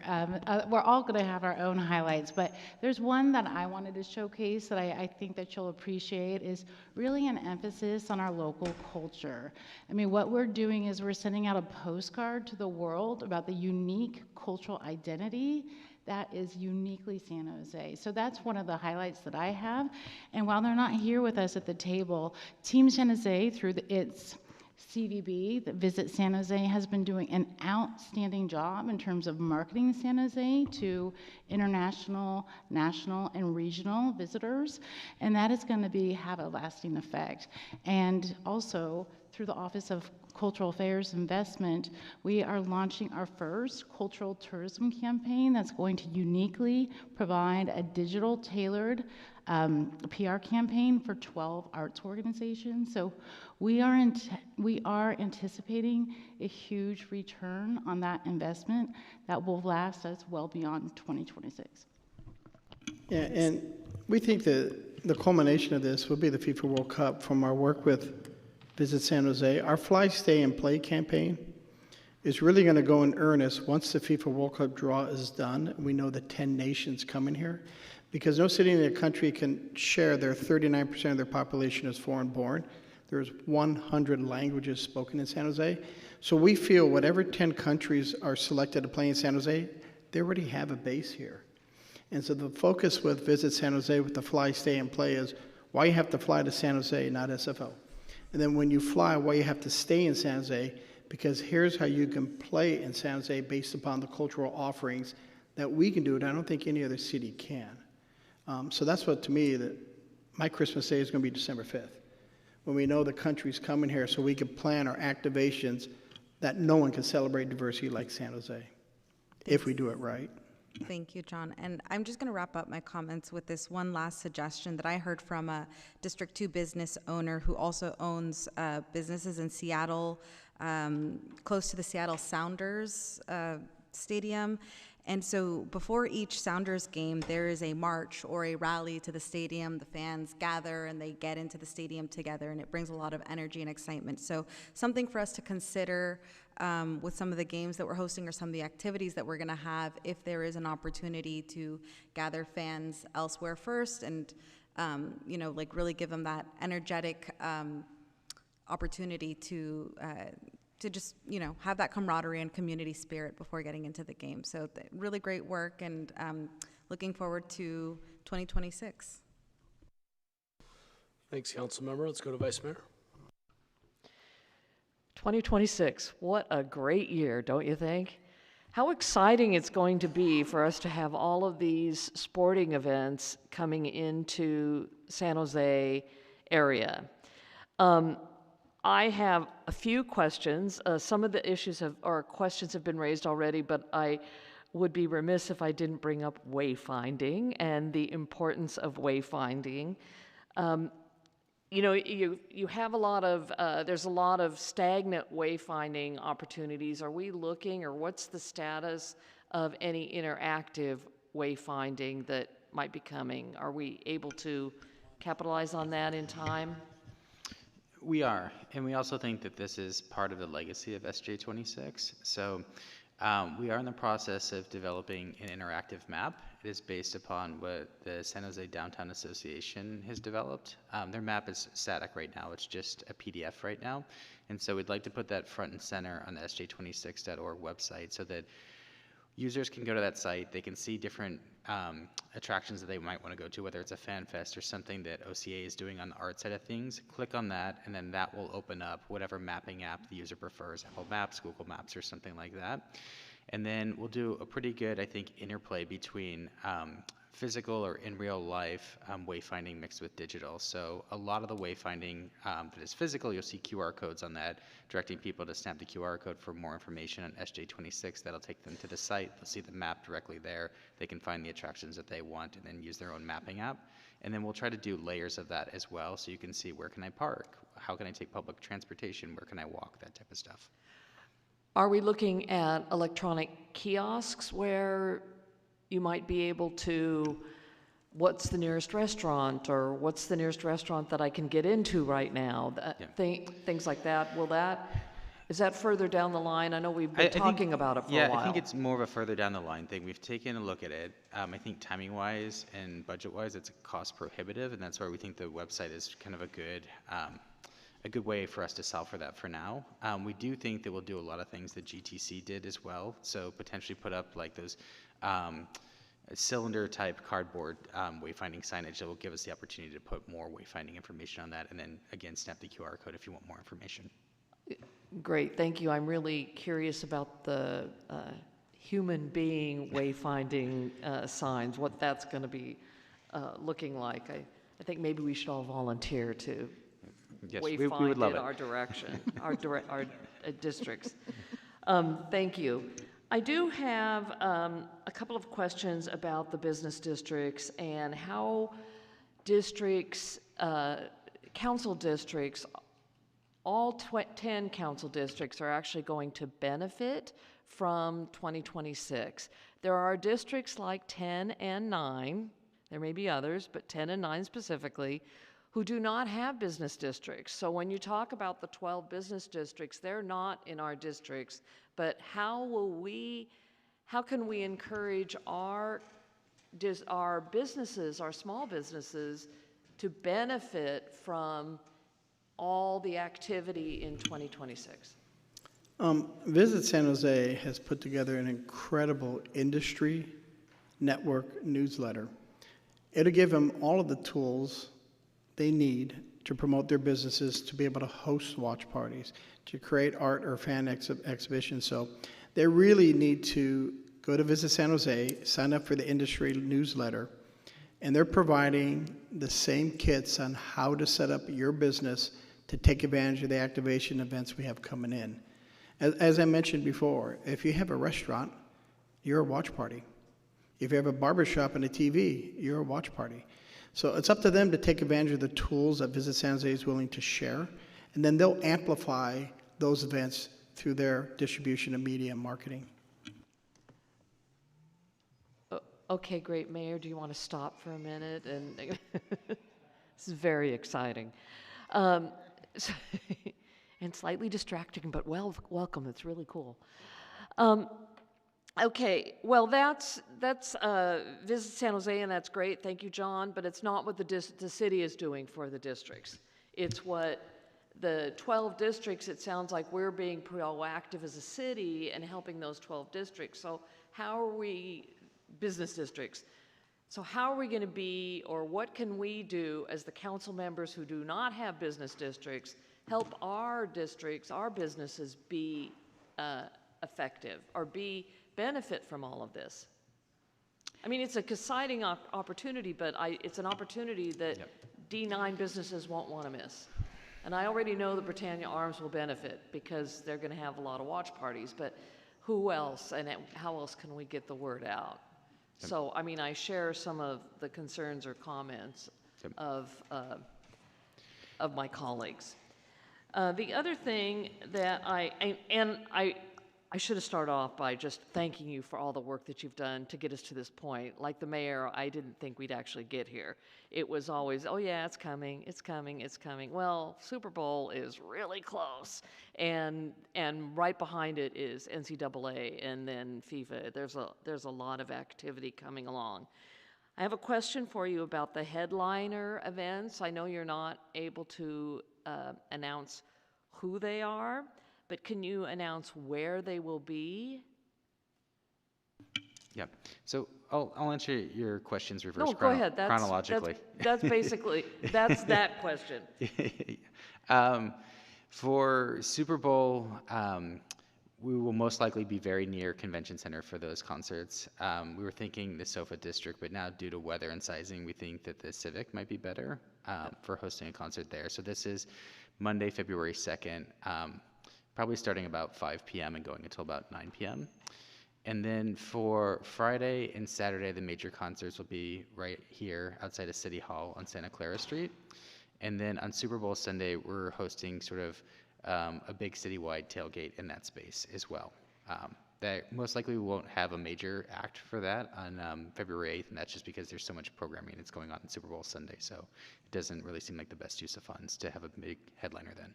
Okay, can you tell me about the March 27th, the Saturday, where that will be? Yep, we plan to activate in Sharks Way, obviously between San Pedro Square and SAP Center, and we believe the concerts, if we can logistically make it happen, will be in the Milligan lot, which is the new parking lot, I think, on the northeast side of SAP Center. Okay, I think that's wonderful. There is an issue about security, and it's not just human trafficking, and it's all types of security in this area, and I'm sure Chief doesn't want to give all of his secrets away, and I don't want him to, but I just want to know, I sit on the SVRIA board, and they're the interoperability radios, and I'm also on the VTA SSTPO Security Safety Committee, and we're always talking about how are they going to move the people around, and how are people going to be safe. So I just want to emphasize how important security is, and I know you're all thinking about that. I know Chief is thinking about that, and how we will get through that. May God help us get through it safely. Yeah, I mean, when we're in these meetings, you know, we talk a lot about the events, the concerts, the drone shows, the watch party, and that type of stuff, but we spend as much time working on the public safety side of things as we do on planning these major events. Yeah, thank you. And while this is not a sporting event that I'm going to mention, it is the 250th anniversary of the Declaration of Independence, which would be July 4th. So I don't know if you're planning within this time period any July 4th activities, or is that something we're going to be talking about a later date, because that's all within the 2026, and it's just a big year for San Jose and the country. We would welcome to have that conversation. Yeah. Okay. Thank you. Yeah, I think, I mean, it's obviously it's huge. It's the signing of the Declaration of our country, put us where we are today. Vice Mayor, if I could add to that also, we're also thinking about 2027. I know it's the 250th anniversary of the city of San Jose, and so we are putting some thoughts about how we would celebrate in 27 as well. There's a lot. One follow-up item, I would highly encourage each council district, one of your staff members, to reach out to Team San Jose about doing a small workshop in your conference. So if you have a community gathering that your council district's offering, I know they can send someone down there and share the toolkit and how they will help promote those events. Appreciate it. That's an excellent idea. And just to put a finer point on 2026, it is my last year, and that's probably the biggest thing of all. So I'm just going to leave it at that. We'll start the preparations for your send-off as well. Tommy's going to raise a little extra money for that one. All right, appreciate the comments and questions. Let's go to Councilmember Candelas. Thank you, Mayor. No, I just wanted to uplift staff for your work so far, and you know, Tommy, we had a briefing last week, and I got a good idea of what we can do as council offices to uplift and help empower our respective districts. One thing since that meeting that I wanted to highlight, and I think could be an easy, quote unquote, easy win for our staff in our city. I mean, we already do high impact organic community events through Viva Parks and Viva Calle. And so, you know, I just want to, you know, make sure that staff, you know, the RSJ staff is working with PRNS, considering we're in the process of figuring out where we're going to be identifying our Viva Parks and our movie nights. And so an idea would be, instead of doing a movie, why not do a watch party? And, you know, we already have the screens, and we already have the logistics of getting people mobilized to a park and a community, a natural watch party. Would occur to me that would make sense to do. So hopefully staff can consider that and include that, and or collaborate with PRNS to make that happen. That's one thing. And then obviously the The Directors Alliance is going to be a critical component, but again, something that we heard from our last update is it's incumbent on our offices to take the lead and try to steer our district and our community best we can. But I think what we need is sometimes the fiscal support, especially if it's a license or if it's signage or visibility. I would love to have some SJ26 signs, especially on a major corridor on Capitol Expressway where isn't easy, where to remind people, oh yeah, that is happening next year. Because quite frankly, a lot of folks who live in the periphery of downtown don't necessarily know or don't necessarily see that we're doing all this. So I would implore staff to identify some areas outside of the urban core where there's high visibility, and then it would make sense to highlight the work that we're doing and the investments we're making as a city. All right, that's all I got. Thank you. Keep up the good work. Oh, wait, one last thing. 2026 next year, and the recommendation for America's 250th birthday next year. We do a great fireworks show and/or a drone show in Lake Cunningham. So, just saying, throwing that out there for you all. Always pitching. Well done. All right, staff, anything we missed? We asked a pretty good number of questions there. We're good? All right, awesome. Thank you all for the thoughtful questions. Appreciate the update. We did have a memo and a motion. So, Tony, we need to vote on that, and then we'll go to open forum.